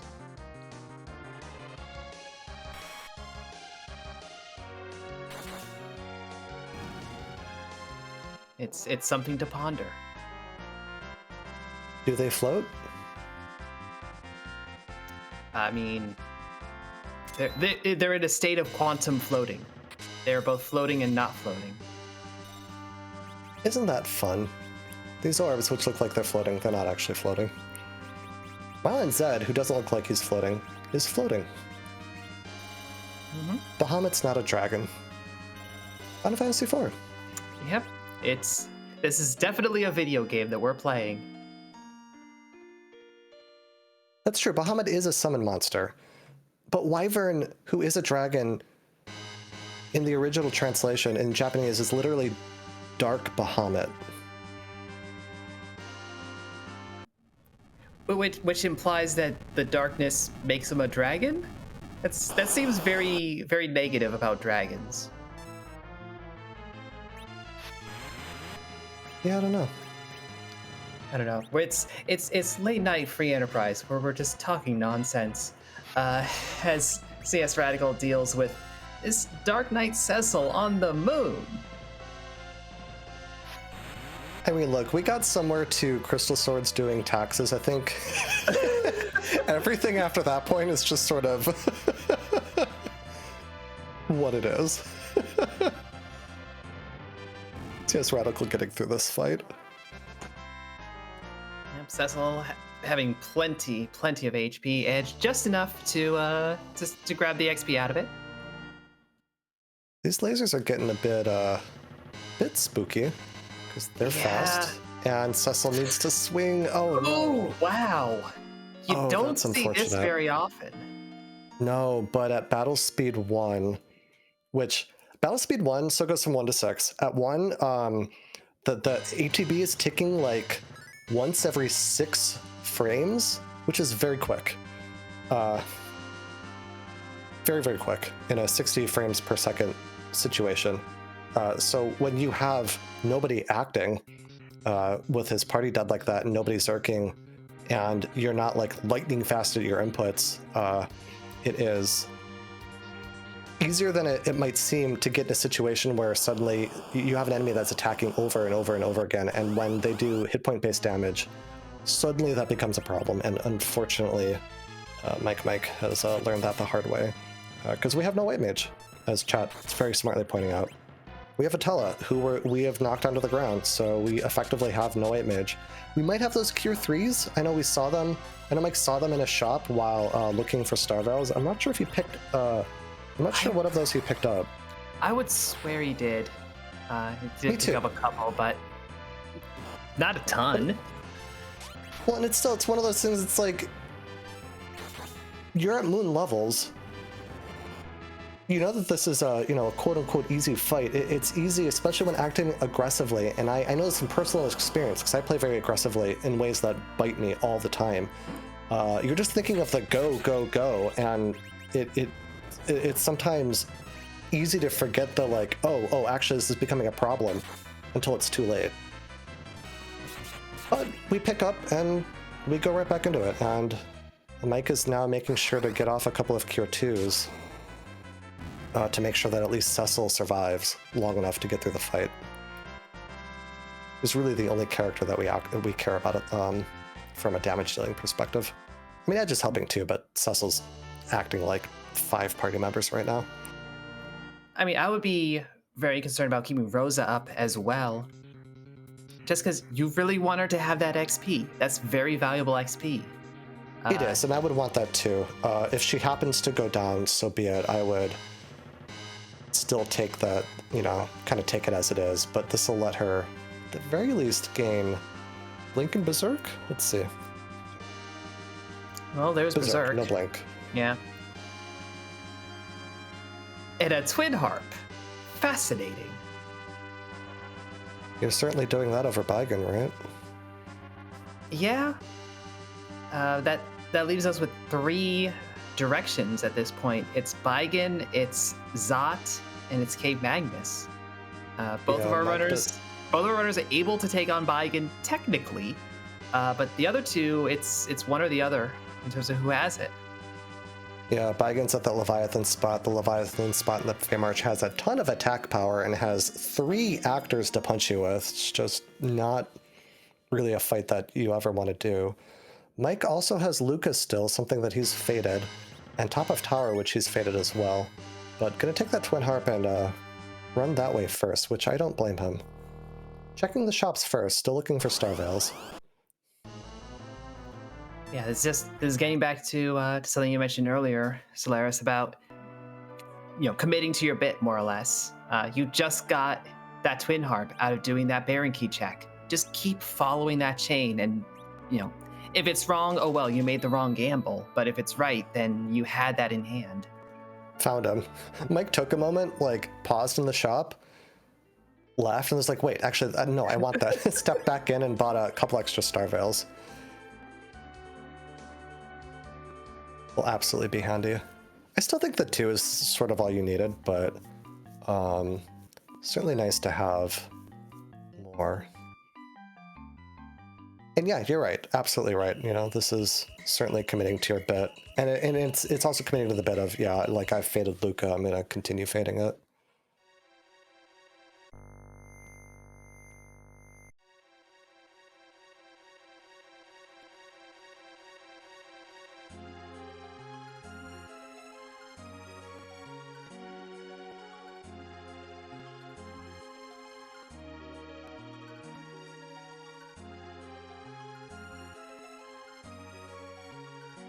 CSRadical having stepped out of the moon, gonna head back into the shop. Forget what was here. About to see in a moment. Coffins, tents. Yeah, not enough. Maybe looking for something. Yeah, not what he was looking for, whatever it is. Probably heading over to K Value now. Yeah, I think Cave Bahamut is the right play. So this will lead CSRadical to get that Baron key. He'll be able to handle the fight, the plague fight here. But Mike is in Cave. Magnus is cleaning up. Yep. So Edward's gonna start playing some mysterious music in just a moment. Yeah, and chat asking a question about random encounters. They're toggleable off. I'll get into that in a moment. For now, we randomize as a normally Edward's song. We randomize it to over 400 different songs, and enjoy whichever this one is.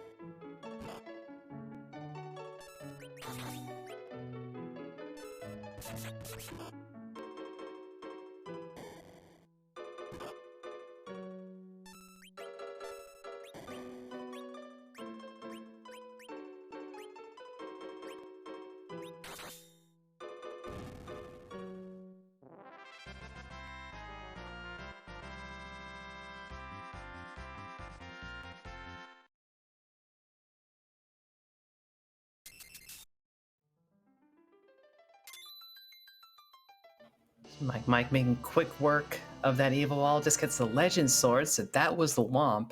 But CSRadical bailed out of Cave Bahamut, so that's a womp in its own right. Yeah, so CSRadical finding the plague fight at Cave Value, and this probably speaks to an experience standpoint, because plague requires some pretty specific knowledge to take care of it.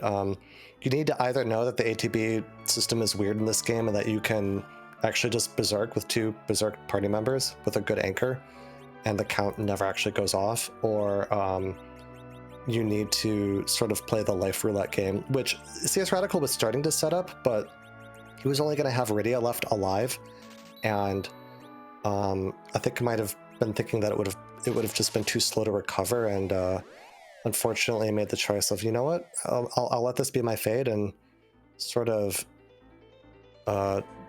took his way out of there. Unfortunately, we know the Baron key is locked behind that, and the Baron key is an objective, so he does need to eventually get back there. But CSRadical stepping down to do a check we have not seen yet.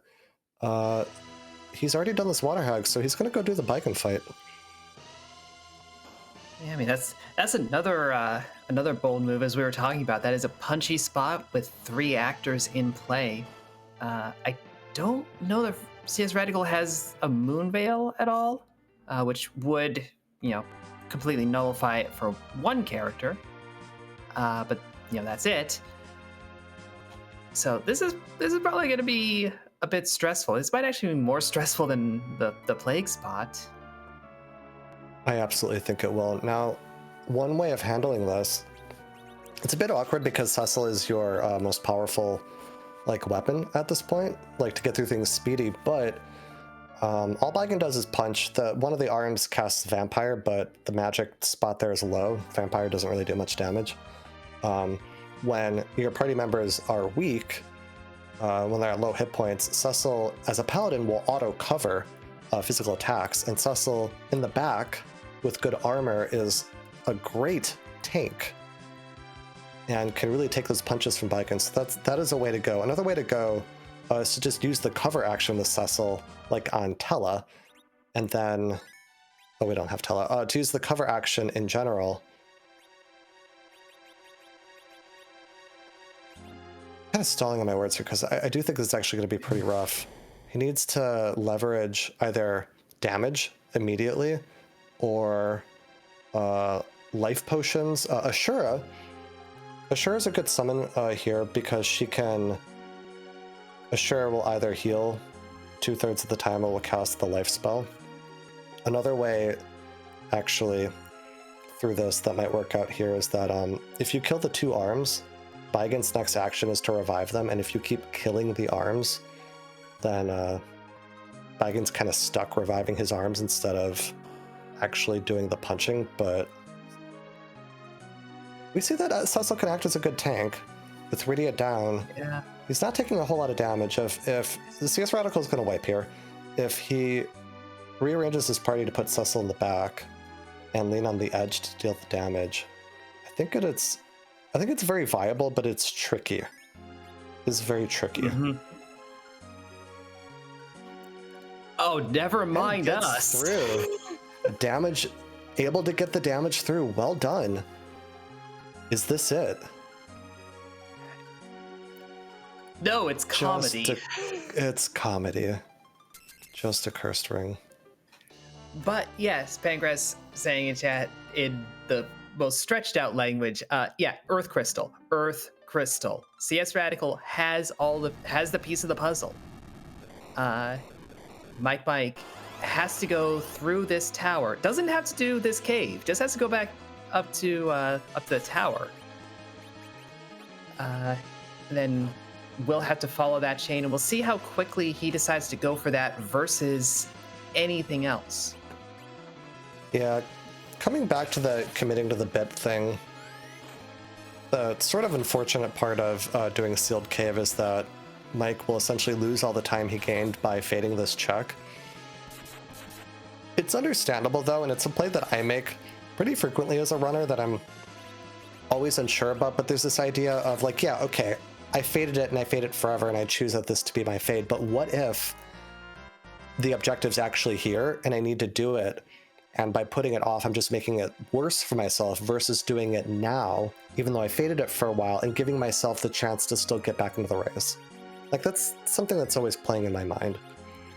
It's always hard to say in the moment, especially when you're trying to go fast, what exactly the right choice is. And for this seed, unfortunately, this will not be the right choice, but it will lead him to the top of tower, where the Earth Crystal kind of has to have the pink tail at this point.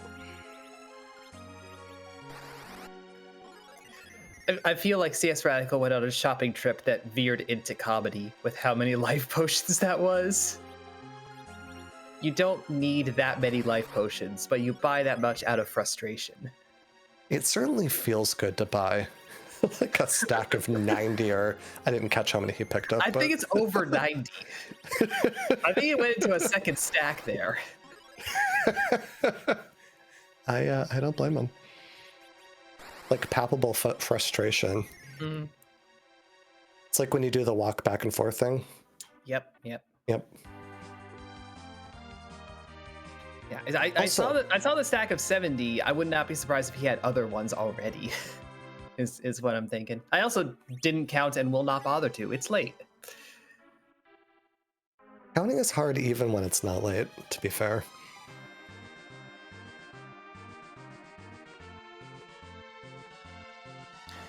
But it looks like that was all preparation for this plague fight, and going to stick with the life roulette option. I mean, good of him to come back here because it's going to be, it's going to have a key item he needs. Mm-hmm. A bit unfortunate to fade the Earth Crystal, having gotten it this long, but Earth Crystal's a long check. Happens to have it this time.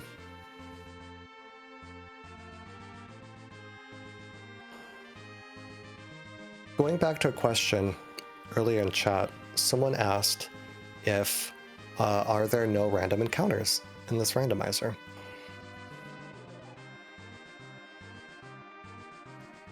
Yeah, I mean we do toggle those. They're off by default. Most flag sets, including the tournament one, you can turn them back on if you really want to. Yeah, the way that our randomizer is designed, there are a number of Final Fantasy randomizer. I think like this and Final Fantasy 1 are the two primary ones whenever I think of Final Fantasy randomizers. And FF1 does have random encounters in it, but it's a different design. Mm-hmm. So we are a boss and objective focused randomizer. So you can turn the encounters on, but we don't tend to because they're tedious, and we don't lead into the tedium of the random encounters because they're really generally not as interesting as like Final Fantasy 1. At least this is me interpreting it. Whereas we do have a whole ton of bosses, and they're all super interesting, especially when we get to randomize what location they're in while sharing the stats of that location. So the way we end up playing it out, there are no random encounters, but the randomness is in the key items, where they are, and the bosses, and the characters, yeah, and the loot. Yeah, and you see the same kind of strategy. So Radical does get through the plague fight. The same approach with Career Day and Worlds Collide, the FF5 and FF6 randomizers that are in a very similar vein. Those you tend to have random encounters off. I know FF6 in particular has a lot more sequences where you get random encounters, like leaving the Magitech facility and Serpent Trench and so forth. We have the Alt Gauntlet as kind of the one opportunity for random encounters to still weave their way into the randomizer. Sometimes to devastating effect.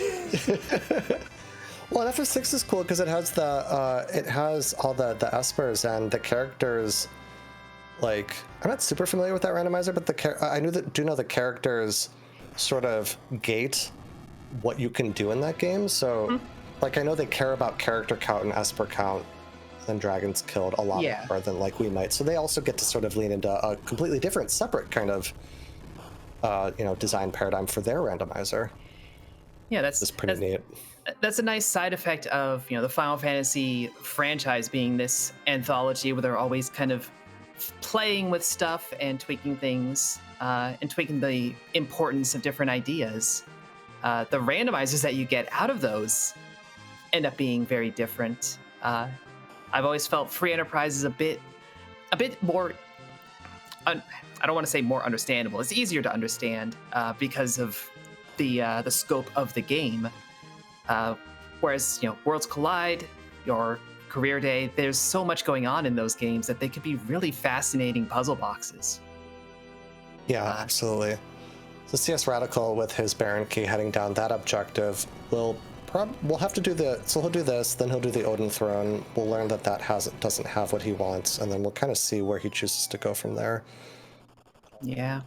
But while that's going on, one of the reasons that I picked up Final Fantasy IV of all the like randomized RPG games, FF1 and Dragon Warrior randomizer looked really simple, like to understand as a game, but the random encounters were they're on, so you kind of have to learn all those things, and it just seemed kind of complicated to me. Whereas Final Fantasy IV was like, the game that had the least amount of, I guess, game to it that I could like learn.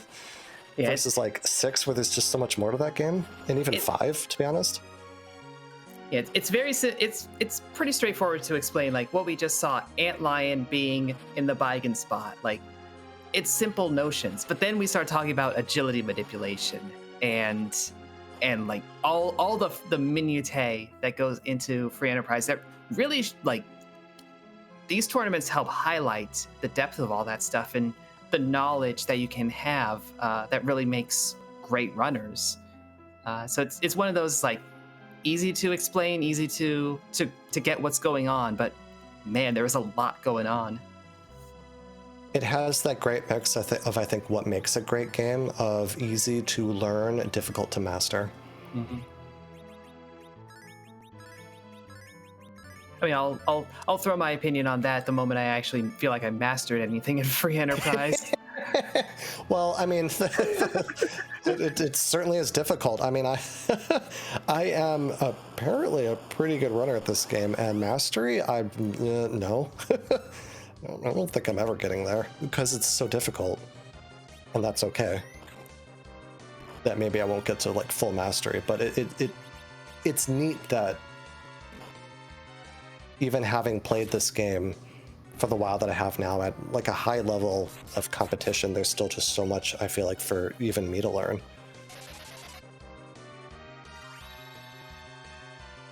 I've mastered overloading. I feel that one shot. Yep.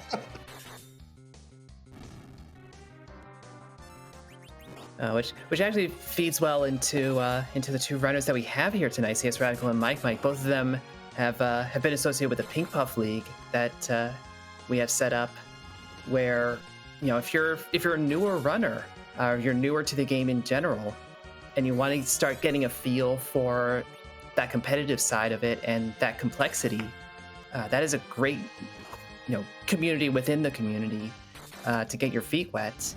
And we've had some really impressive runners kind of graduating from that and really holding their own against longer term, more established players. Yeah, absolutely. The Pink Puff League, I think, has been an outstanding success for a couple of reasons. One, for training folks that wanted to play in higher level tournament play, but also just as a space to learn from with other runners in a way that the Pink Puffs are like a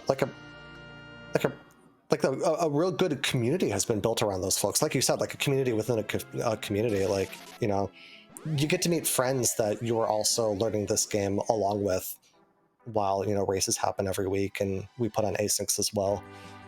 So that's just been really cool to watch.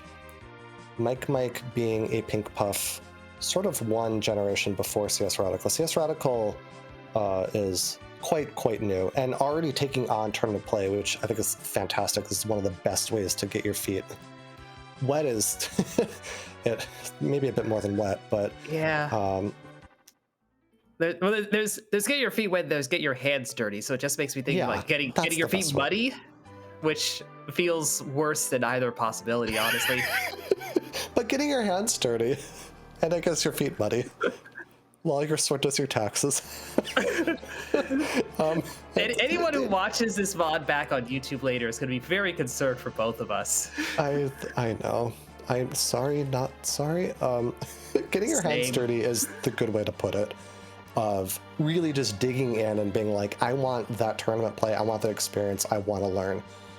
And I'd say both of these runners are sort of that personality and mindset. Mike being a Pink Puff, but made it into the bracket stage, barely, and did lose that first round of 32, but did make it into the bracket stage of ZZ4, so really absolutely holding his own.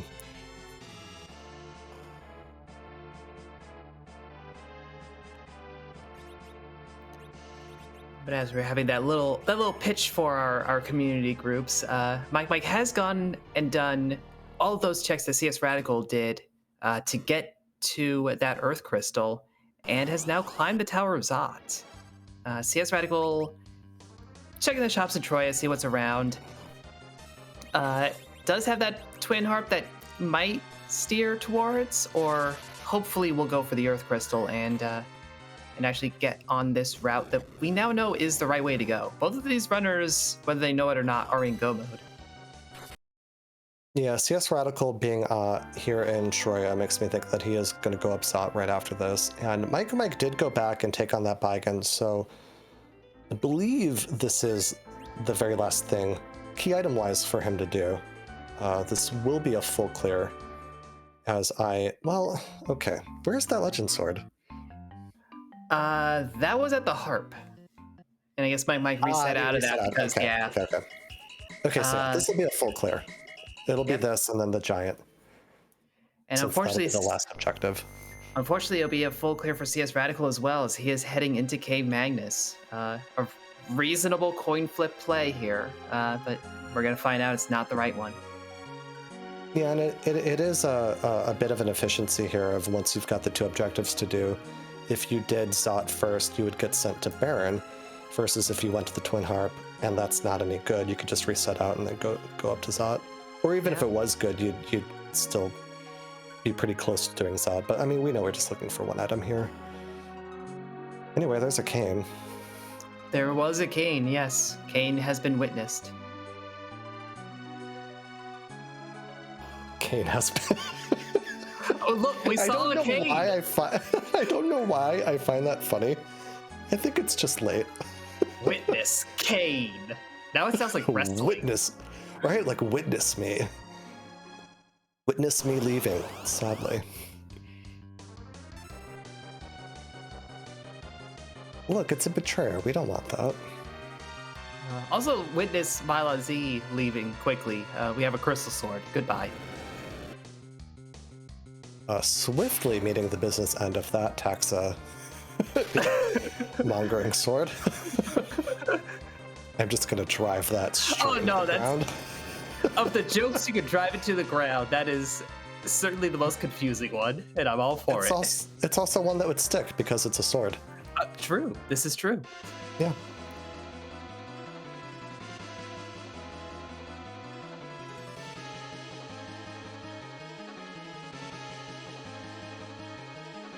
Anyway, here's music. Mm-hmm.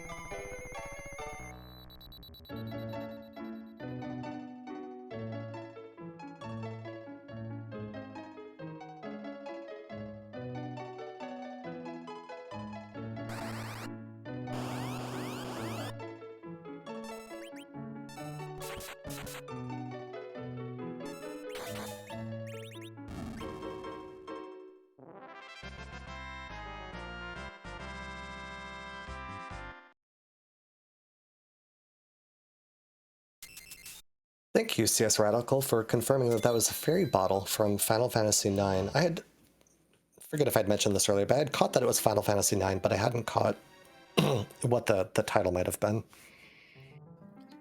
Yeah, 9 is one of them that I have not played myself, so just hearing the little fanfare, I'm like, okay, that's a battle theme of some sort, but couldn't place beyond that. I have played Final Fantasy IX, but it's one of those games, I would say that and 10, that I really enjoyed them, but something about going back. They're just such long RPGs. That's fair. But like, I want to go back at some point. I don't know. I know folks that's friends that like FF9 is their favorite game by far, and I do recognize it is a very good game. Yeah, for me, I did play through 10, and by the time I was getting towards the end of it, I was like, I'm going to be very happy when this finishes. I'm going to be very satisfied. I'm not going to bother doing any of the side stuff that I started doing. I think I'm good. Which is not really a complaint. It's more an observation that was 40, 50 hours worth of game. That's chunky. Yeah, which is great value. Mm-hmm. But then when I come back, especially as an older adult, I'm like, well, game's got to be pretty special for me to put that time back into it. Yeah, He says, trying not to think about how much time he's played in Final Fantasy XIV, or we don't talk about that one. Elden Ring. We don't talk about those. Yeah, no. Instead, we talk about Mike trying to tackle this wyvern at elements and see if the experience that he's gained from doing all this other stuff is going to be enough to put him over the ledge. Really, it's the star veils more than the experience. And the more important thing is that he's had the time to think about how to handle this, so, you know, we have our plan now. Fortunately, that plan only includes having time for one mega nuke. Or one star veil. That's interesting. I'm actually a little surprised that only one got off. Didn't see what his battle speed is set to. So this spot is ridiculously fast. It is by far the fastest spot in the game. The moon, the speed is about 30. This spot is like 84. Yeah. Wyvern is RA1 basically no matter what, especially with Porum. So it makes me think that Cecil and Rosa are not RA1 because Edge acted first. The Porum doesn't have a lot of levels, but she does have some experience. Yeah. And she's like 294 hit points. Fortunately, the magic power here is just low enough that these nukes, I mean, they're not going to kill Cecil. They will probably kill our casters, but at least he'll be safe, and Edge probably the same.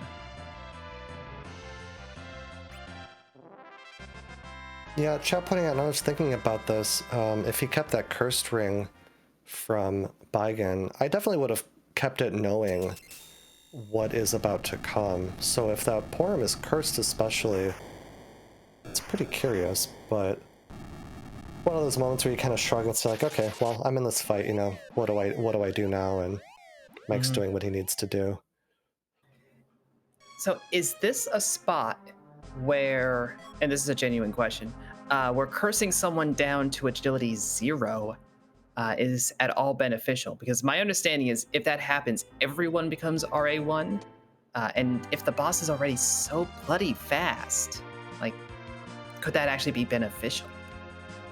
It would be beneficial if you needed your cursed actor to act.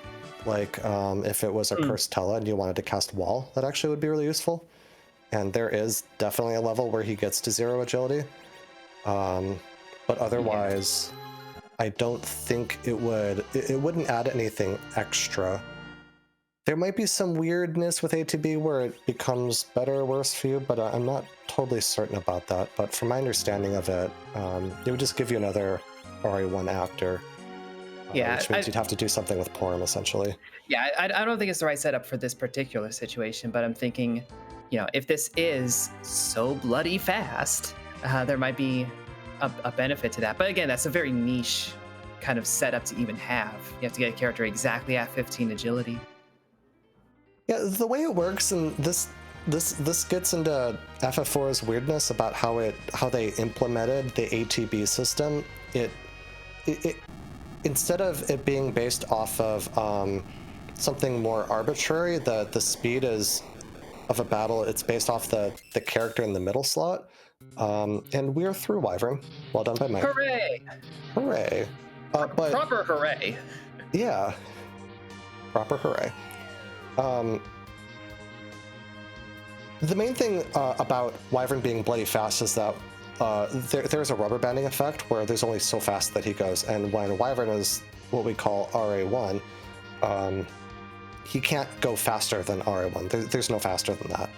And that's why a Cursed Anchor is so nice, is that it basically does this balancing effect where everybody acts at the same speed except the Anchor. So you can't make him any slower, essentially. You can't make him any slower than he already is. Having another actor to do things, it's helpful, like if you need the wall, but otherwise, not so much. But here are the D-Lunars, Ooh, yeah. which without having healed, Yeah. the fires are actually going to hurt. Mike is very smartly throwing out Cure 3s. The D-Lunars they'll each punch once, and then they will cast Fire, or I guess they'll breathe Fire, which does hit point base damage, and unfortunately, Ooh. Mike's gonna have to wipe. I hope he saved and didn't I hope swag so walk. too. The fact that he's using a cabin makes me think he saved. Okay, good. Mm-hmm. Yeah, the first fight here in the Giant does heal you because Rubicante is a gentleman. CPU is not a gentleman and will not heal you, so go rest. Yeah, no, CPU is just like, you're an invader. I'm going to destroy you. Whereas Rubicon's like, I want a fair fight, which is silly because he's just gonna die, but you know, it's nice of him.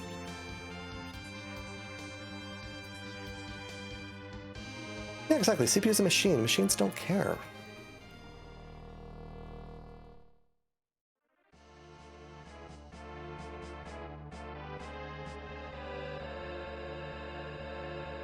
It might be momentarily scary to Bacchus here. Because the dealers, when you punch them, will set up walls and then start bouncing viruses off each other. Mm-hmm. That does punch through adamant armor, but those dealers are also super weak to the crystal sword, so I think like 2 punches and they're dead. So yeah, the back Lunar's down, and then the front Lunar will go down. CSRadical actually got 3 veils off against the Wyvern. Yeah. That is what I expected at Battle Speed 6.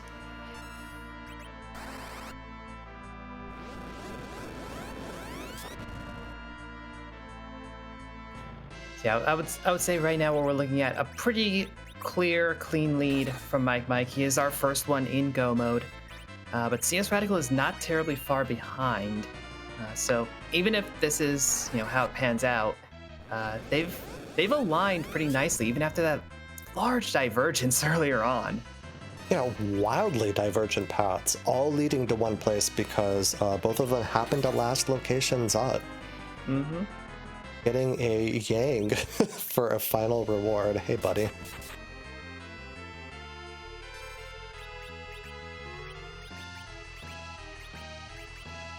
So yeah, I have to wonder if we're in the range where a Zeroma swipe could buy time back for Radical. Although Absolutely.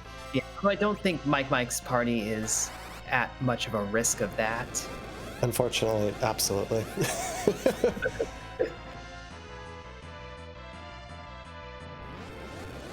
Mike has been playing very aggressively. Like, there is a situation where he takes Zeromus very aggressively, probably very nervous. We are at, the 17 out of 17, actually the 28 out of 28 at this point. We've done literally everything. I would be very nervous at this point. He might be thinking that he needs to shave time wherever he can, which can, of course, lead to mistakes, like going into CPU without having healed. In a situation where it did end up mattering. So, like, maybe there's a world where something happens, but it's just so unlikely. We have so much power, we have so many levels. Porum was not wearing that cursed ring, that explains it.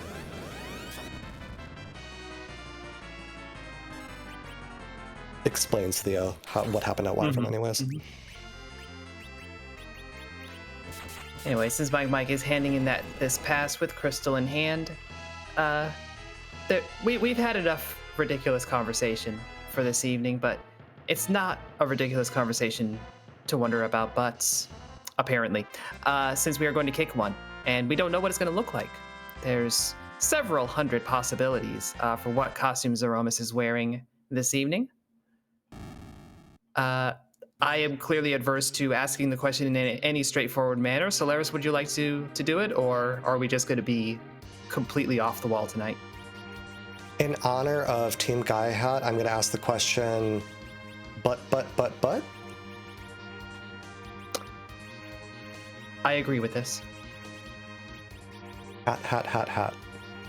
That's what they like to say. Okay, whose butt are we going to kick tonight? We got there. There we go. We did it as a team. Over 550 sprites, by the way. Many of them that have possibly one or more or less butts. Yes. How many of them are wearing hats? That's a metric we don't have. Oh, this is a good question. Which is my birthday present? Which would I want? I mean, there's always shirtless Golbez. That is a thing. I would be happy. There's a Z sprite I've seen only once that I would love to see again. That would be neat. Otherwise, who knows? It's a mystery.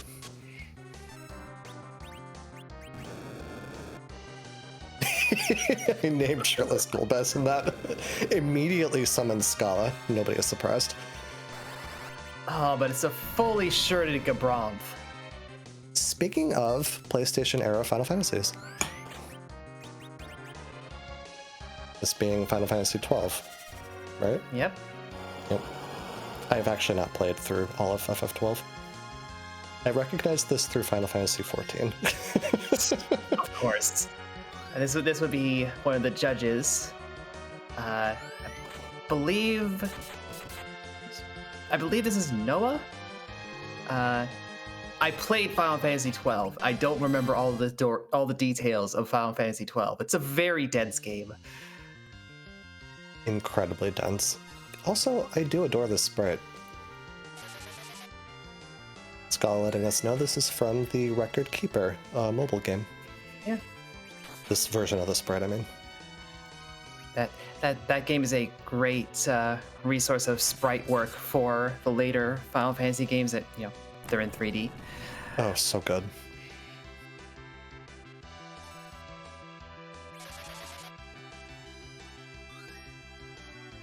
Yeah, so far this fight is looking pretty textbook for a Zeromus fight, especially when you're swinging 8K from that crystal sword.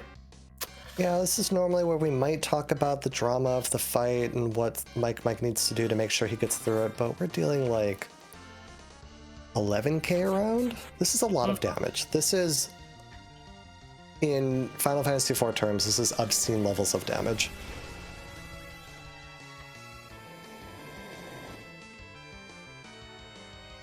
We will see one big bang, and that is probably it. Yeah, fair chance we don't even have rocks, depending on how it goes. Now this is a moment where Mike is being aggressive, choosing not to cast that Cure 4, trusting that his team will get through the fight. Now that Cecil is so healthy that it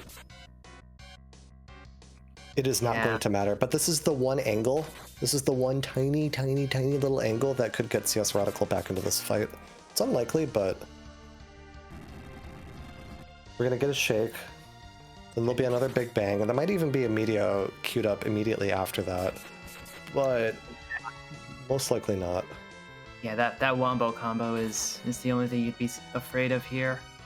I would not be surprised if Mike has already typed the dot done. Is just watching the screen to press enter. But there's a big bang. Oh, yeah. And that is not nerfed. We might lose Rosa and Edge, and we lose Rosa, we don't lose Edge. So we are on autopilot now. 2 Meteors would have to come out to kill Cecil, though, and we're good. Yeah, Mike we're getting is 0 through this fight. Mike is the winner. Big GG's to Mike. We'll get an official time in a moment, and we'll see if he's available for an interview.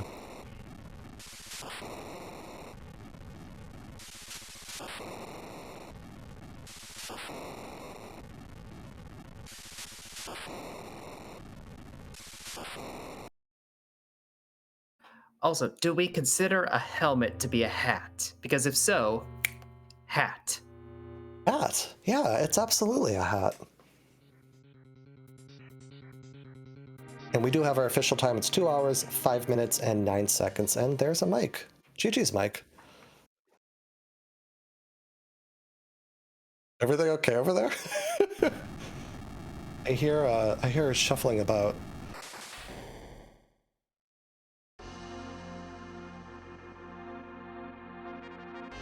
Might have an input issue.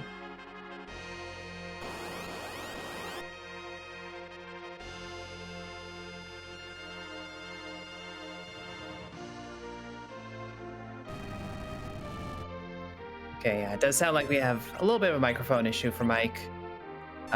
We'll probably hear that sorted out in just a moment, as CSRadical is heading into the Zeromus fight himself.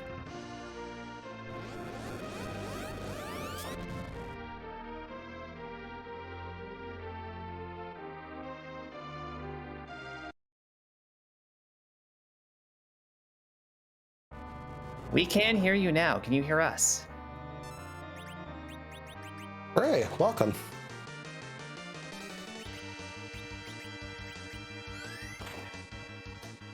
A race absolutely happened. We absolutely had a race. Okay, Yeah, looks like stream cannot hear Mike. We'll go ahead and get that sorted out.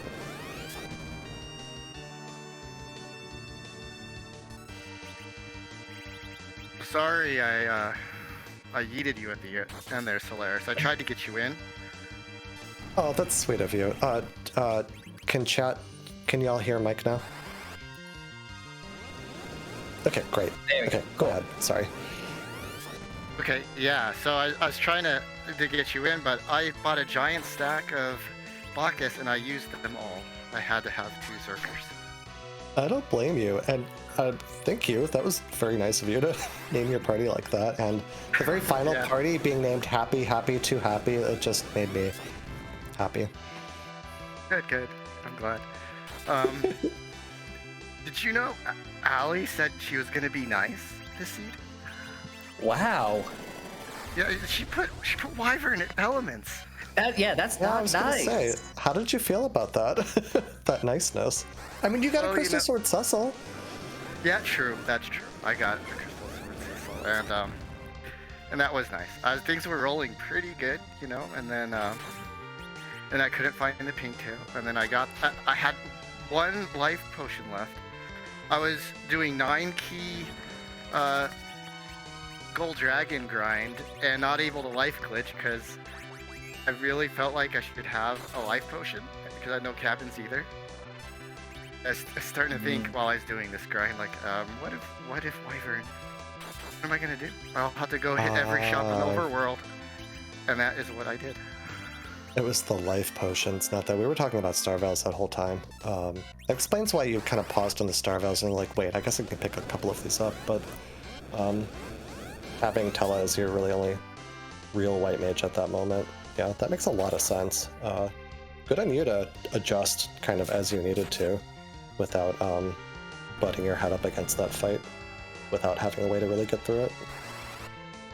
Yeah, I meant to save on the moon before I hit the giant too, just in case that happened, so I could just reset out of the giant, but I forgot, and I didn't want to fight Value again, which fortunately, I was happy when Value had the Baron key, because otherwise Moon was haunted, and I was quite a bit behind. But as it turns out, I did the whole seed anyway. Ultimately, yeah, I was gonna say, how did it feel last locationing? One of the goods. Like, how are you feeling kind of leading up into Z? Were the nerves kicking in, or were you just kind of in go mode? I knew things had to be close, like, because I'm trying to go through the things in my head that my opponent probably didn't do. I'm like, well, highly unlikely that he did music. Maybe probably didn't do Bygan.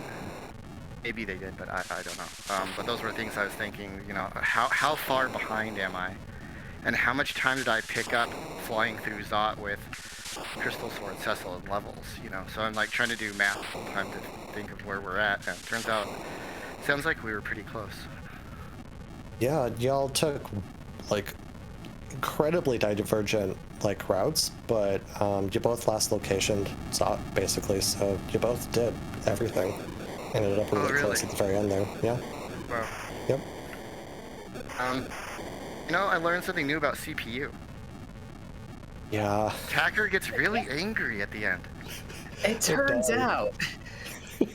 we were all kind of shocked. Understand what happened with Attacker? So, like, he just started getting really mad.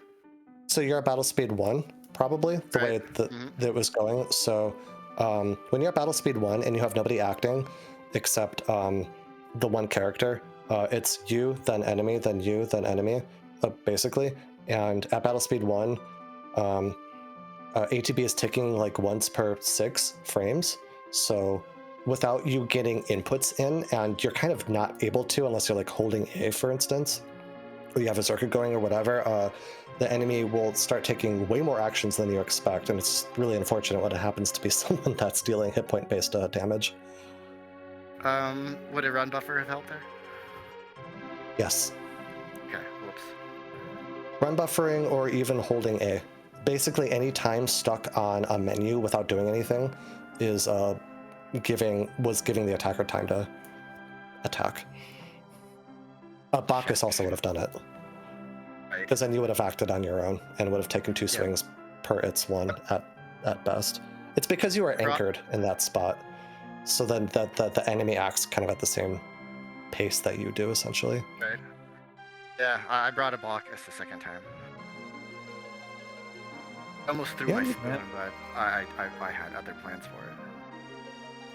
I didn't see where you ended up using that one. That went to Wyvern. Ah, naturally. Makes a lot of sense, naturally. And regardless, I planned on likely using it at 64 unless the Lunars were at CPU, which they were, but I'd long since thrown that spoon.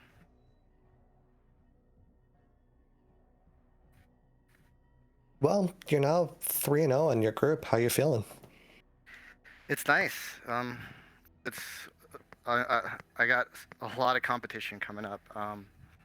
Klopfer on Sunday, he is a great runner, and then another great runner, Pankraz, next week. So nothing's getting easier. For chat, do you remember what time on Sunday? Same time, 11 Eastern. Okay, so 11 Eastern, you and Klopfer. We'll look forward to it. Yeah, should be a fun match. All right, well, that's about all I had. Anything else that you got, Hupfen? No, just GG on clearing out that race and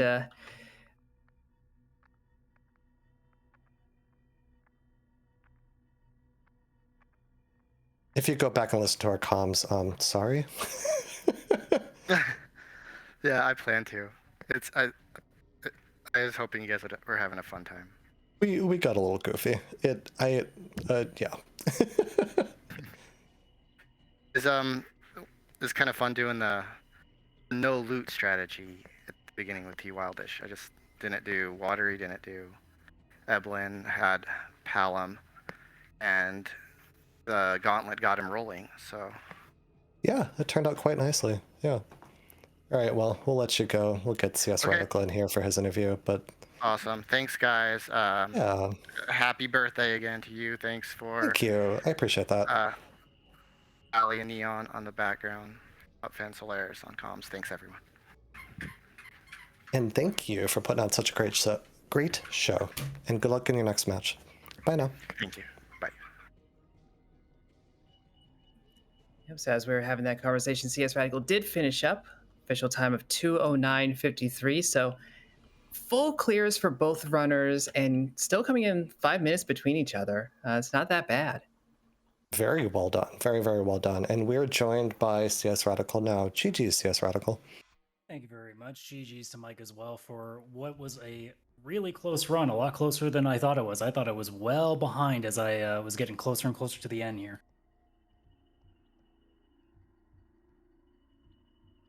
Yeah, so I guess we'll start at the end. Once you found like that Earth Crystal had what you needed, how are you feeling at that point? Mad for 2 reasons. One, because I went with Twin Harp first, because I figured, hey, this seed's been rude the entire time. Let me just do the one thing I know I don't want to do the most, which is doing Harp. I'm sure people wanted to see me do it, but I didn't want to do it. Yeah. And then I was mad because I actually thought about doing Earth Crystal a while ago. Because I figured, well, I'm looking for treasury. I was hoping for, some extra loot, and then I just kind of bypassed it. So I'm sitting there thinking after I got the pink tail going, I could have been here like an hour ago, would have had Adamant Cecil with Crystal Sword, and I would have been breezing. No, instead I decided that I wanted to do Harp, spend like 5 minutes looking for life potions, just all that fun stuff. Yeah, it's always these seeds have their way of playing their jokes with you. Like just what it feels like whatever decision you make, it's like, oh, yeah, that sucks. So I definitely feel for you there. I mean, at the very least, I didn't have to think about it after, I grabbed 2 stacks, as you guys felt. I was not upset when I found life potions finally and just completely bought 10 after 10 after 10 after 10 out of sheer frustration. I thought it was frustration. We noticed that. And it was great. Thank you for that moment. I try. Well, look, when everything is going really badly, I try to at least make a show of it, not just for you guys, for me too, but mostly for you guys. But that's right. And you did make a wonderful show of it and showed that, I mean, you're pretty new to this randomizer, right? Yeah, November is when I started. Yeah, that is not a long time ago. Most of your opponents, probably all of them actually, have had significant more experience than you have at this point. So, Really? I mean, I could have sworn that Pancras guy was really new. yeah, I mean,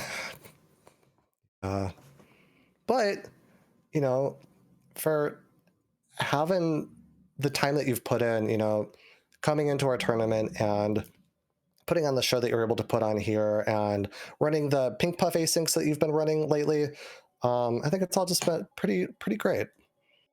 Yeah, it's been a lot of fun. I mean, I went into this tournament figuring, okay, if I can get 1 win, I'm going to take that as a huge victory for me, knowing my experience level. But hey, even 0-5, at least it's something for me to take and be like, okay, I know where the gap is between me and most people, and I know what I need to start working on now, because this flag set has really showed me a lot of empty spaces that I really have to fill with something here. Yeah, absolutely. And this is one of those races that you can look at and say, well, if the key items were in a sort of different configuration, you very well might have won it. Or, weren't scavenging for life potions. And I can't remember what the other item that I also spent like 3 minutes looking for, but, stuff like that. Yeah, I mean, there was a bit of Starvale hunting going on among both of you. That bloody wyvern. I don't know. And everybody was Ali was apologizing in chat over it. I'm like, what are you talking about? I breezed through that fight. You're like, it's everything else I have issue with. It's like, look, I'm already at like 58 with everybody. I have like nukes up the wazoo. Like, I'm fine. Now, if this was like, I don't know, way earlier in the seed, well, maybe we're talking a different story. But I feel like I'm a little over level for that fight. Yeah, that is fair. Now, the D-Lunars fight, I kind of sweated a little bit towards the end of it, but... Yeah, that fight, that is one of the fights that's like... I didn't catch if you were healed up when you stepped on that, but Mike was not when he stepped into the D-Lunars fight the first time, because you don't get the heal after the element spot. I gave myself the breathing room because I learned to be very, very defensive when I play those fights. You realize like, oh, right, this could go very wrong very quickly. So yeah, that can be definitely a tricky fight. Thankfully, Crystal Sword solves a lot of problems. Yeah, I mean, especially with Adamant Armor, it kind of solves a lot of problems. I wish I thought about that an hour before, I actually got the damn armor. Well, you wouldn't have known that it was there, so...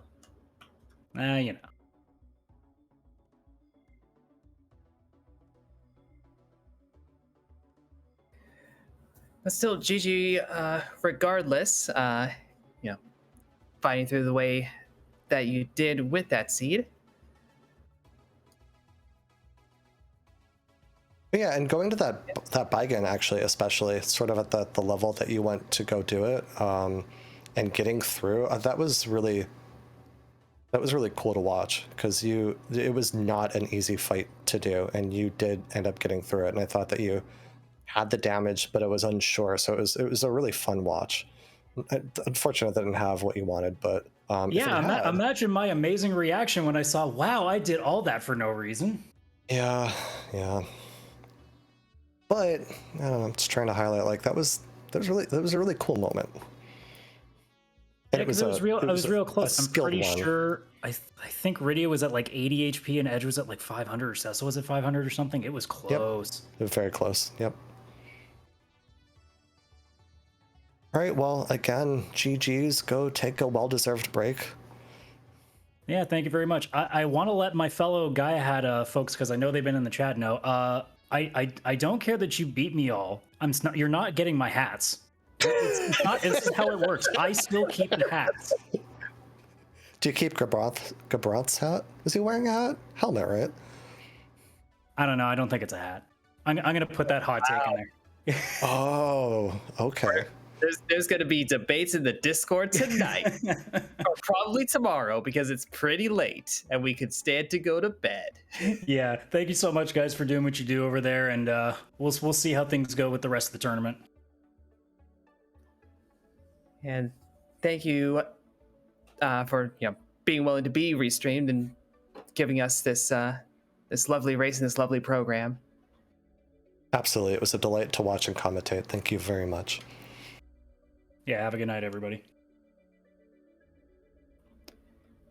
So yeah, that will be it for us on this late night free enterprise. That the seed went everywhere, I dare say. As did we. Yes. It was great. I enjoyed it. Yes. Let's see if we have the schedule figured out for tomorrow. I'm stalling to make sure I'm actually looking at the correct day this time. We do have races. We have one 11 a.m. tomorrow on the Free Enterprise channel. And then going into the evening, 5 p.m. on RPG Limit Break, 9 p.m. Back at the Free Enterprise. And then, I went backwards in time, 7 p.m. Here on Free Enterprise 2. So Yep, plenty of matches. Yep, those are our restream matches. Outside of those, there are going to be plenty of matches going on from 11 a.m. all the way to 9 p.m., all Eastern time. You can check in Discord in the Adamant Matches channel to see exactly who is running. And for folks that aren't being restreamed, if there's a matchup that you're interested in, we're always doing spoiler threads. Some of us are doing watch parties. So, I mean, there's so much Free Enterprise to watch, y'all. Definitely. Yeah, that is going to do it for us here tonight. I never have a good sign off. Solaris, do you have a good sign off?